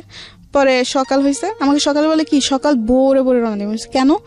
যেন কেউ দেখতে না পারে। আমি বলছি কেন, আমি কি কোনো ডাকাতি করবো না, চুরি করবো না, আমাকে কেউ দেখতে পারবো না, আমি এই কথা বলি। তো বলে কি না ওরকম কিছু না, এমনি বলছি যে এমনি বলছি এমনি আয় চুপচাপ। আমি বলছি আচ্ছা ঠিক আছে। তো আমি আমার জিনিসপত্র নিয়ে একটা রিক্সা নিয়ে চলে যাই, যেন কেউ না দেখতে পারে, চুপটি করে চলে যায়। কিন্তু ওরা যে জানি না যে ভাড়াটা দেয় না, এইসব আমি কিছুই জানতাম না। আমি জিজ্ঞাসা করছি ভাড়া দিয়েছি, বলে হ্যাঁ বাড়িগুলো সব কিছু দেওয়া ক্লিয়ার, কোনো গ্যাঞ্জাম নেই। আমি আচ্ছা যাই হোক। পরে একটা রিক্সা নিয়ে আমাকে বলে এমন এমন জায়গায়, তো আমি এমন জায়গায় গেছি। যাওয়ার পর ফোন দিচ্ছি, ফোন দিয়ে বলে কি আসতেছি। এটা বলার পর বলে 2-3বার ফোন দিচ্ছি, দেওয়ার পর আসতেছে বলে আর আসে না। 1-2 ঘন্টা পার হয়ে গেছে, আসে না। তো একটা রাস্তার মধ্যে আমি একটা মেয়ে দাঁড়াইছিল, মানুষের নজর তো পড়বেই। সে সকাল থেকে দাঁড়াইছে, দুপুর পার হয়েছে, আসে না। একটা পর্যায়ে আমার ফোন অফ হয়ে যায়, চার্জ থাকে না, অফ হয়ে যায়। তখন ও আসে না। পরে একটা চাচা দেখে বললো কি ব্যাপার, তোমাকে যদি সকাল থেকে দেখেন দাঁড়াইছো, চলো আমার বাসায় চলো, তুমি যত তোমার কেউ না আসবে তখন তুমি আমার বাসায় থাকো, রাস্তায় দাঁড়ালে মানুষ খারাপ বলবে। তো আমি বলছি আচ্ছা ঠিক আছে। ও চাচা আবার জিজ্ঞেস কার বাসায়, তখন আমি একটা মিথ্যা কথা বলছি যে আমার ভাবির বাসায় আসছি, দেশের থেকে আমি আমার ভাবির বাসায় আসছি, আমি আমার ভাবির বাসায় চিনি না, আমার ভাইয়া নিতে আসবে, এটা বলছি। কি বলবো, তখন তো আর কিছু বলার ছিল না। যাই হোক, পরে বলছে ঠিক আছে, তোমার ভাইয়া আসার আগে তুমি আস্তে তুমি আমার বাসায় থাকো। যাই হোক, এরকম ভাবে চলতে থাকে, ঠিক আছে। তো এরকম ভাবে চলতে চলতে একটা পর্যায়ে আমি রুম নিই, ওই ছেলেটা আমাকে রুম নিয়ে দেয়। হ্যাঁ, রুম নিয়ে দেওয়ার পরে আমি রুমে থাকি, থাকতে থাকতে পরে ওই ছেলেটার সাথে মানে আমার একটা সম্পর্ক জড়ায় যায়। আমি একটা সম্পর্ক জড়ায় যায়। একটা পর্যায়ে ওই ছেলেটা মানে বেশ কয়েকদিন ভালোই ছিল, সবকিছুই ঠিক ছিল, ঠিক আছে। ঠিক থাকার পরে কয়েকদিন পর দেখি যে ও ফোন টোন দেয় না, রিসিভ করে না। এর মধ্যে আবার 3-3.5 টাকা দিয়ে ঘর নিছে। একটা পর্যায়ে ঘর ভাড়া চলে আসছে সামনে। তো আমি খুব চিন্তায় পড়ে গেছি, ঘর ভাড়া কোথা দিয়ে দিব না দিব, মাথা নষ্ট পুরা। তো ওদিন আমাকে ও একটা ওর বন্ধুকে নাম্বার দেয় আমার, ওর বন্ধু আবার আমাকে একটা অফার দেয়, হ্যাঁ তুমি আসো, ঠিক আছে তুমি আসো, তুমি পরে এসে টাকা নিয়ে যাও। আচ্ছা। তো আমি ফার্স্ট বলছি মরে যাবো তবু করবো না, মানে একটা ওরকম ধরনের অফার দেয়। তো আমি বলছি না আমি মরে যাবো, কিন্তু আমি এরকম কিছু করবো না। তো বলছে না এটা তোমার একটা দেবো, এখন কি করবা তুমি, তোমার টাকা লাগবে, তোমাকে তো কেউ এমনি টাকা দিয়ে দেবে না। তো আমি বলছি যে না, তবু আমি এসব কিছু করবো না। তো বলে কি যে না দেখো তুমি ভাবে দেখো। পরে আমি যাইতে চাই না। পরে ওই ছেলে আমাকে ফোন দেয়, ফোন দিয়ে আমাকে অনেক কিছু বলে। তো আমি ওর অনেক ধরনের প্রশ্ন করার পর ও প্রশ্ন উত্তরগুলো দেওয়ার পর কেমন প্রশ্ন, যে আমি বলছি যদি আমি এরকম কিছু করি তাহলে কি তুমি আগের মতো আমাকে লাভ করবো? হ্যাঁ অবশ্যই করবো, এরকম কিছু একটা প্রশ্ন করি। তো এক পর্যায়ে অনেক ভাবনা চিন্তা করে আর কোনো উপায় পাইনি, কারণ তোমার না পারতেছি ফ্যামিলির কাছে চাইতে, না পারতেছি কোনো বন্ধু বান্ধবের কাছে হেল্প চাইতে। তো একটা পর্যায়ে আমি ওদের অফারে রাজি হই। তো দিন যাই, যাওয়ার পরে বিকাল 4টায় যাই, সকাল 7টা-8টার দিকে বের হই ওখান থেকে। টাকা নিয়ে এসে ঘর ভাড়া টর ভাড়া দিই। যাই হোক, পরে একটা পর্যায়ে এরকম হতে থাকলো, ঠিক আছে। তো একটা পর্যায়ে আমি ভাবি যে আমি এসব কিছু আর করবো না, আমি চাকরি করব। কিন্তু একটা জিনিস কি, আমি যেখানে চাকরি করতে যাই সবার সে একই রকম ব্যবহার, আমার আর ভাল লাগে না। একই রকম, আমি তো 10টা মেয়ের মতো একটা মেয়ে, তো 10টা মেয়েকে তোমরা এরকম ভাবে দেখো, তবে আমাকে কেন দেখো? মানে যেখানে যে আমার মানে শান্তি নেই। বুঝতে পেরেছি, কথাগুলো বুঝে নেবেন প্রিয় শ্রোতা আসলে কি বলতে চাচ্ছে, ঠিক আছে। তো এগুলো অনেক মানে যেখানে যায় এখানে সে একই কাহিনী, ভাল লাগে না, ঠিক আছে। তাই এমনি করতে হতো, আমি যেখানে চাকরি নিয়ে এই একই প্রবলেমের কারণে আমার সবকিছু ছাড়তে হয়। কারণ আমার চেষ্টা যে আমি এসব কিছু করবো না, আমি এসব মধ্যে জড়াবো না, কিন্তু এগুলো আর হচ্ছে না, ঠিক আছে। তো একটা পর্যায়ে বিরক্ত হয়ে আমি ভাবি যে আমি আর চাকরি করবো না। তো আমি একটা বাসা একটা মানুষের দ্বারাতে, ঠিক আছে, একটা বাসার পরিচয় একবার পরে বাড়িতে ফোন দেয়। আমার বাড়িতে তো আমার ফ্যামিলির সাথে খুব কম যোগাযোগ হয়, ঠিক আছে। বাড়িতে ফোন দেওয়ার পর জানতে পারি আম্মু খুব অসুস্থ, টাকা লাগবে। এখন আমার কাছে চাকরি নাই, আমি নিজেই অনেক কষ্টের মধ্যে আছি, আমি চাকরি নাই, আমার টাকা পয়সা, আমি কি করে টাকা দিব? তো অনেকজন থেকে ধার চাইছে, কেউ আর ধার দেয় না, সবাই এটা ধারণা যায় আমি কোথা থেকে টাকা দিব, এইভাবে ধার দেয় নাই। পরে একটা পর্যায়ে আমি ওই ছেলেকে আবার ফোন দেয়, আমি বলি দেখ এরকম সমস্যা, আমার কাজ লাগবে, আমি নিজে থেকে বলি। তো একটা বাসার পরিচয়, তো ওখানে ওই বাসাতে আমি গেলাম, যাওয়ার পর এরকম ভাবে চলতে থাকে অনেকদিন। তো একটা পর্যায়ে আমি ওই বাসাতে যেয়ে সেট হয়ে যাই, দিন রাত আমি ওখানেই থাকি, ঠিক আছে। তো এমনি দিন রাত থাকি। তো একটা পর্যায়ে দেখা যাচ্ছে টাকা পয়সা আমার অভাব নেই, টাকা পয়সা আমার আসতেছে। তার মানে বিষয়টা এরকম দাঁড়ালো যে আপনি কাজের মধ্যে নিজে নিজে ইনভলভ হলেন। কিছু নিজের দোষের কারণে হয়তো এরকম হয়েছে। যাই হোক, পরে ওইটা জাস্ট তখন শুধু আমি জাস্ট এগুলোই করতাম, কোনো নেশার দিকে আমার কোনো ছিল না। তা একটা পর্যায়ে যখন ওখানে থাকতে শুরু করি, তখন ওখানে যে লোকগুলো আসে তারা অনেকে এগুলো খায়, অনেকে খায় না। কিন্তু একটা লোক আছে, সে আসলে মানে পুরাপুরি 2 দিন থাকে ওই বাসায়। আচ্ছা। উনি আবার এগুলো খায়। যখন ও আসে তখন দেখা যাচ্ছে 50-60 পিস করে আনা হয় ইয়াবা 50-60 পিস, আরো বেশি আনা হয়। ঠিক আছে, তো দেখা যাচ্ছে ওখান থেকে আমার খাওয়া শুরু। আমি খেতে চাই না, আমাকে জোর করা হয় যে কিচ্ছু হবে না, এগুলো কিচ্ছু না, এই সে অনেক কিছু বলে। হ্যাঁ, তাই আমি বলছি না, আমি এগুলো খাবো না। মানুষ শুনছে এগুলো অনেক খারাপ, এগুলো খাইলে নাকি এগুলোর প্রতি মানুষের নেশা হয়ে যায়। তো বলে কি যে না, এরকম কিছু না। তো ওদিন আমি খাই, যেদিন ফার্স্ট টাইম খাই ওদিনই আমি 3টা খাই। 3টা খাওয়ার পর আমি সারা রাত ঘুমাই নাই, 2-3 দিন আমি ভাত খাইতে পারি নাই। এরকম একটা প্রবলেম হয়েছে এবার খাওয়ার পরে। ঠিক আছে, যাই হোক, ওটা তো জাস্ট এমনি খাইছি। পরে দেখতেছি মানে আমি যে বাসায় থাকতাম, এই বাসায় আবার একজন এটার সাথে খুবই মানে এটা ওর খেতেই হতো। ঠিক আছে, ও 4-5 বছর ধরে ওই জিনিসটা খায়। তো প্রতিদিন রাত্রে যখন আমি ঘুমাতাম, আমার বিছনা পাশে এসে বসতো ওইগুলো নিয়ে, আর বসে বলতে খা। আমি বলছি না, আমি খাবো না। বলে আরে কিচ্ছু হবে না, খা না। তো এমনি বলে যে খা, কিচ্ছু হবে না। তো আমি এমনি শতানি করে করে খাইতাম। একটা বছর দেখতেছি যে এটার প্রতি আমি অনেক বেশি হয়ে গেছি, মানে এটা না খেলে আমার হয়ই না, এফেক্টেড হয়ে গেছে, অ্যাডিক্টেড। হ্যাঁ, ফার্স্টে খেতাম, কোনো টাকা পয়সা লাগতো না। পরে দেখি যে আমি নিজের থেকে 2-3টা এমনি কিনে খাইতে হইতেছে। হ্যাঁ, তো একটা পর্যায়ে এমন হতে পরে ডিসাইড করি যে না, এখানে থাকলে আমি এটার প্রতি জড়াই যাব। কিন্তু অলরেডি আমি জড়াই গেছি। দেখা যাচ্ছে এটা আমার খেতেই হয়, না খেলে আমার অনেক ধরনের প্রবলেম দেখা যায়, যেমন হাত পা ব্যথা করবে বা মাথা ব্যথা করবে, অনেক কিছু আমার হয়। ঠিক আছে, না খেলে। তো এমনি করে আমার খেতেই হয়। তো এমনি দেখা যাচ্ছে খাইতে এটা আমার এখন নেশার মতো পরিণতি হয়েছে। তো কি দাঁড়ালো, মানে গল্পটা আসলে কি দাঁড়ালো, কোথায় থামলো? গল্পটা এখনো থামে নাই। ঠিক আছে, এখনো আমি এসবের মধ্যে আছি। আমি জানি আমাদের কিন্তু সময়টা তো থেমে গেছে, সেই জন্যই জিজ্ঞেস করছি আসলে গল্পটা কোথায় এসে থামলো। আপনি এখনো এসবের মধ্যে আছেন এবং হ্যাঁ, কারণ আমি চাইলেও বের হতে পারি না। আমি সোজা যত কথায় চেষ্টা যদি করি। বলি যে প্রস্টিটিউশনে আপনি আছেন, আপনি ড্রাগে আছেন, কিন্তু আপনার ভিতরের বিবেক বোধটা মরে যায়নি বলেই আজকে আপনি সবকিছু ছেড়ে ছুড়ে দিয়ে অনেক রিস্ক নিয়ে আপনি আজকের এই অনুষ্ঠানে কারণ আমি এসেছেন। যে লোকদের সাথে থাকি তারা খুবই অন্য টাইপের। দেখা যাচ্ছে আজকে যে আমি গাড়ি ভাড়াটা নিব, হ্যাঁ, এটা অনেক ভয়ে নিছি। বেশি বাড়াবাড়ি করলে ওরা খুব খারাপ আচরণ করে, কারণ ওরা মানে ওই ঘরের যে ভাইয়াটা আর যে আপুটা দুজনই নেশা করে, হাজবেন্ড ওয়াইফ। হাজবেন্ড ওয়াইফ দুজনই নেশা করে। তো দেখা যাচ্ছে খুবই থাকে ওরা, মানে খুব কি বলবো, রুট। হ্যাঁ, অনেক মানে কিছু না হতে চিল্লাপাল্লা মারধর এগুলো শুরু করে দেয়। তো আমার কথা কি জানেন, যে জীবনে আমি অনেক ভুল করছি। ঠিক আছে, আমার সাথে হয়তো আমিও আমার ভুলের কারণে এরকম এমন একটা জীবন আমি পাইছি, কিন্তু এখন বুঝি আমি যে আসলে এই জীবনটা কতটুকু কষ্টজনক। একটা যেটা হচ্ছে যে ভুল আপনি শুধু করেছেন তা বলবো না আমি, আপনার পরিবারও করেছে, সবকিছু মিলিয়ে আপনার দারিদ্র অবস্থা সবকিছু মিলিয়ে ভুলে ভরা একটা জীবন এবং 17 বছর বয়সেই ভয়ঙ্কর রকমের পরিণতি। এখান থেকে বের হয়ে একটা স্বপ্ন দেখেন না, সুন্দর একটা স্বপ্ন, একটা বাচ্চা, একটা সংসার। যার হাতে ধরছি, ঠিক আছে, এই পথে আমি যার হাতে ধরছি সে শুধু নিজের স্বার্থটা দেখছে, নিজের সোজা বাংলায় যদি বলি সেক্স ছাড়া অন্য কিছু বোঝেনি। আমি একটু কনক্লুশনে আসতে চাই প্রিয় শ্রোতা। অবশ্যই ভয়াবহ রকমের ভাবে ভিকটিম, যাদেরকে নিয়ে গণমাধ্যমে তেমন একটা কথা হয় না, এবং আপনারা দেখেছেন যে আমি সবসময় এদেরকে প্রিভিলেজ দেই বলার জন্যে। আমাদের সমাজে যখন একটা দুর্ঘটনা ঘটে, মেয়েদের দিকে আঙ্গুলটা অনেক চওড়া করে আমরা তুলি, ধরে নিই তারই দোষ। চলন বলন, সাজ পোশাক, লাইফস্টাইল সবকিছু থেকেই ঘরের মধ্যে কোনো একটা সমস্যা, মেয়েদের দিকেই আমাদের আঙ্গুলটা চলে যায়। এটা আমাদের সামাজিক পুরুষতান্ত্রিক সমাজের অন্যতম একটা দোষ আমি বলি।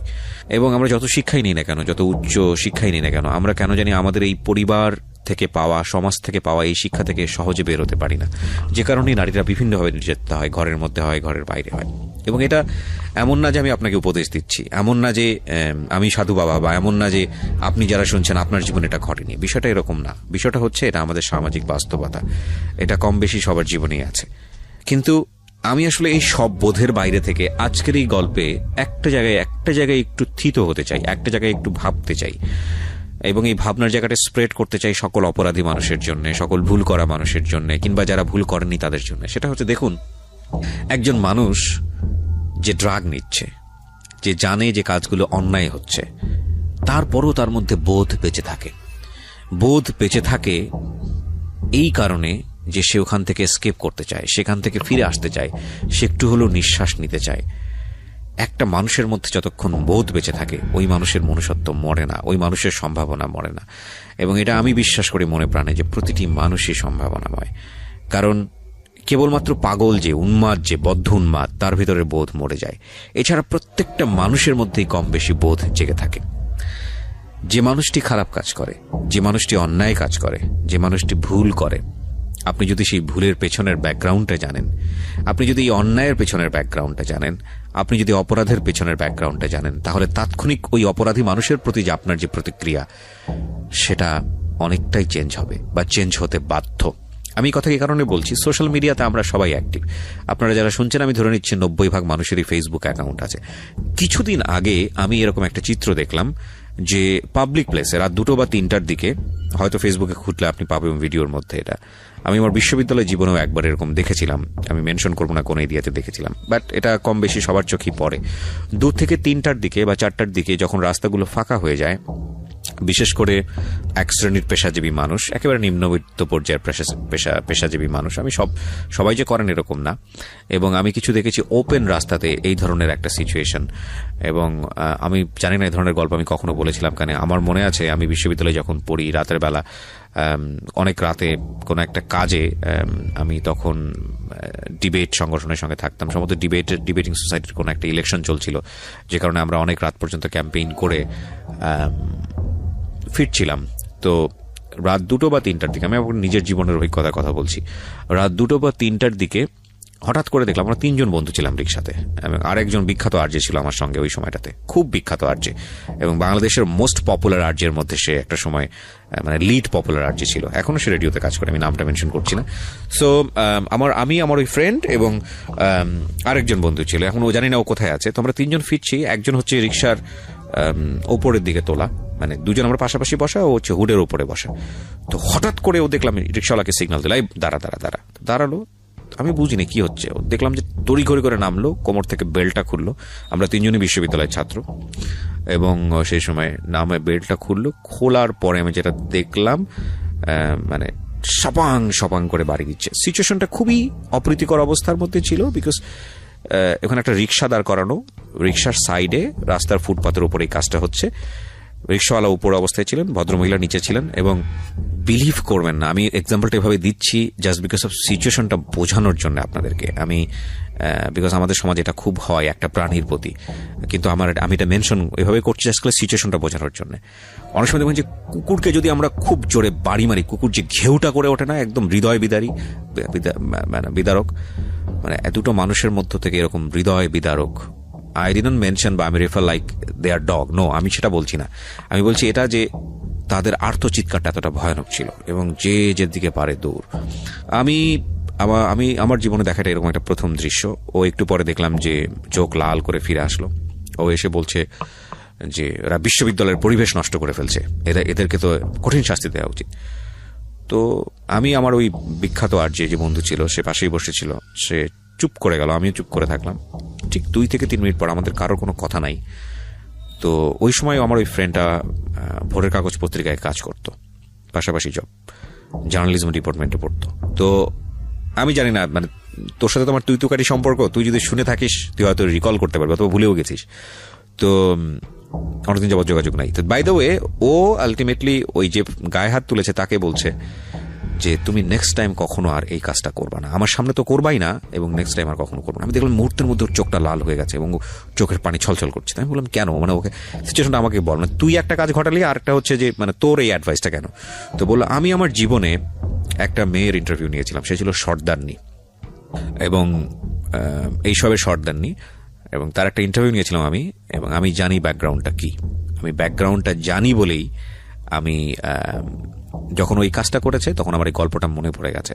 সো তুমি যদি এরকম ব্যাকগ্রাউন্ডটা জানো কোনো মানুষের, তুমি কখনো ওদের সাথে খারাপ আচরণ করতে পারবে না। আমি ডেফিনেটলি বলতেছি যে এই ধরনের ওপেন জায়গাতে এই কাজটা করা ঠিক হয়নি, কিন্তু কোনো অপরাধ তো অপরাধী, অন্যায় তো অন্যায়, সেটার তো একটা অ্যাঙ্গেল থাকবেই।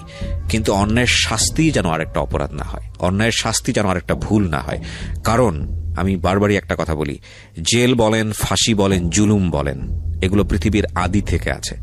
এগুলো যদি আমাদের সমস্যার সমাধান করে দিত, হ্যাঁ ডেফিনেটলি এগুলো না থাকলে হয়তো সমাজের মধ্যে অনাচার বাড়তো, আমি অবশ্যই এটা বলতেছি, সামাজিক শেপ থাকতো না, অন্যায় অবিচার বেড়ে যেত, অফকোর্স আমি এগ্রি করি। কিন্তু এগুলোই যদি সমস্যার সমাধান করে দিতে পারতো, সমস্যা যদি একেবারে নির্মূল করে দিতে পারতো, তাহলে পৃথিবীর আদি থেকে যে জেল আছে সেই জেলের এতদিন প্রয়োজন থাকে কিভাবে? সেগুলো তো সমস্যার সমাধান হয়ে যাওয়ার কথা। মানুষ সভ্য হয় না কেন? এত এত শিক্ষা আমরা নিচ্ছি, এত আধুনিক হচ্ছি, সভ্য হয় না কেন? মানে আমি আমার জাস্ট পার্সোনাল থটগুলো আপনাদের সঙ্গে শেয়ার করছি, কারণ এগুলো আসলে কখনোই আমার কাছে মনে হয়, এটা আমার ব্যক্তিগত opinion, it's not a solution. কোনো মানুষকে শাস্তি দেয়া, ভুলের বিনিময়ে মারাত্মক শাস্তি দেয়া, অন্যায় দেয়া, ভাবে তাকে জোর করে শাস্তি দেয়া, এটা সলিউশন না। বরং সে অপরাধ কেন করে, তার এই যে ক্ষুদ্র বিবেকটা যেটা ঘুমন্ত অবস্থায় আছে, সেটাকে আরো বড় করে জাগিয়ে দেয়া, এমনভাবে জ্বালিয়ে দেওয়া তার মধ্যে, যাতে সে আর কখনোই অপরাধের দিকে না যায়। এবং একটা মানুষকে, যখন একটা মানুষ ভুল করে, অন্যায় করে, সেই মানুষটাকে শাস্তি দিয়ে, ভয়ানক রকমভাবে শাস্তি দিয়ে কখনোই তার বিবেককে জাগানো যায় না। এটা আমার বিলিফ।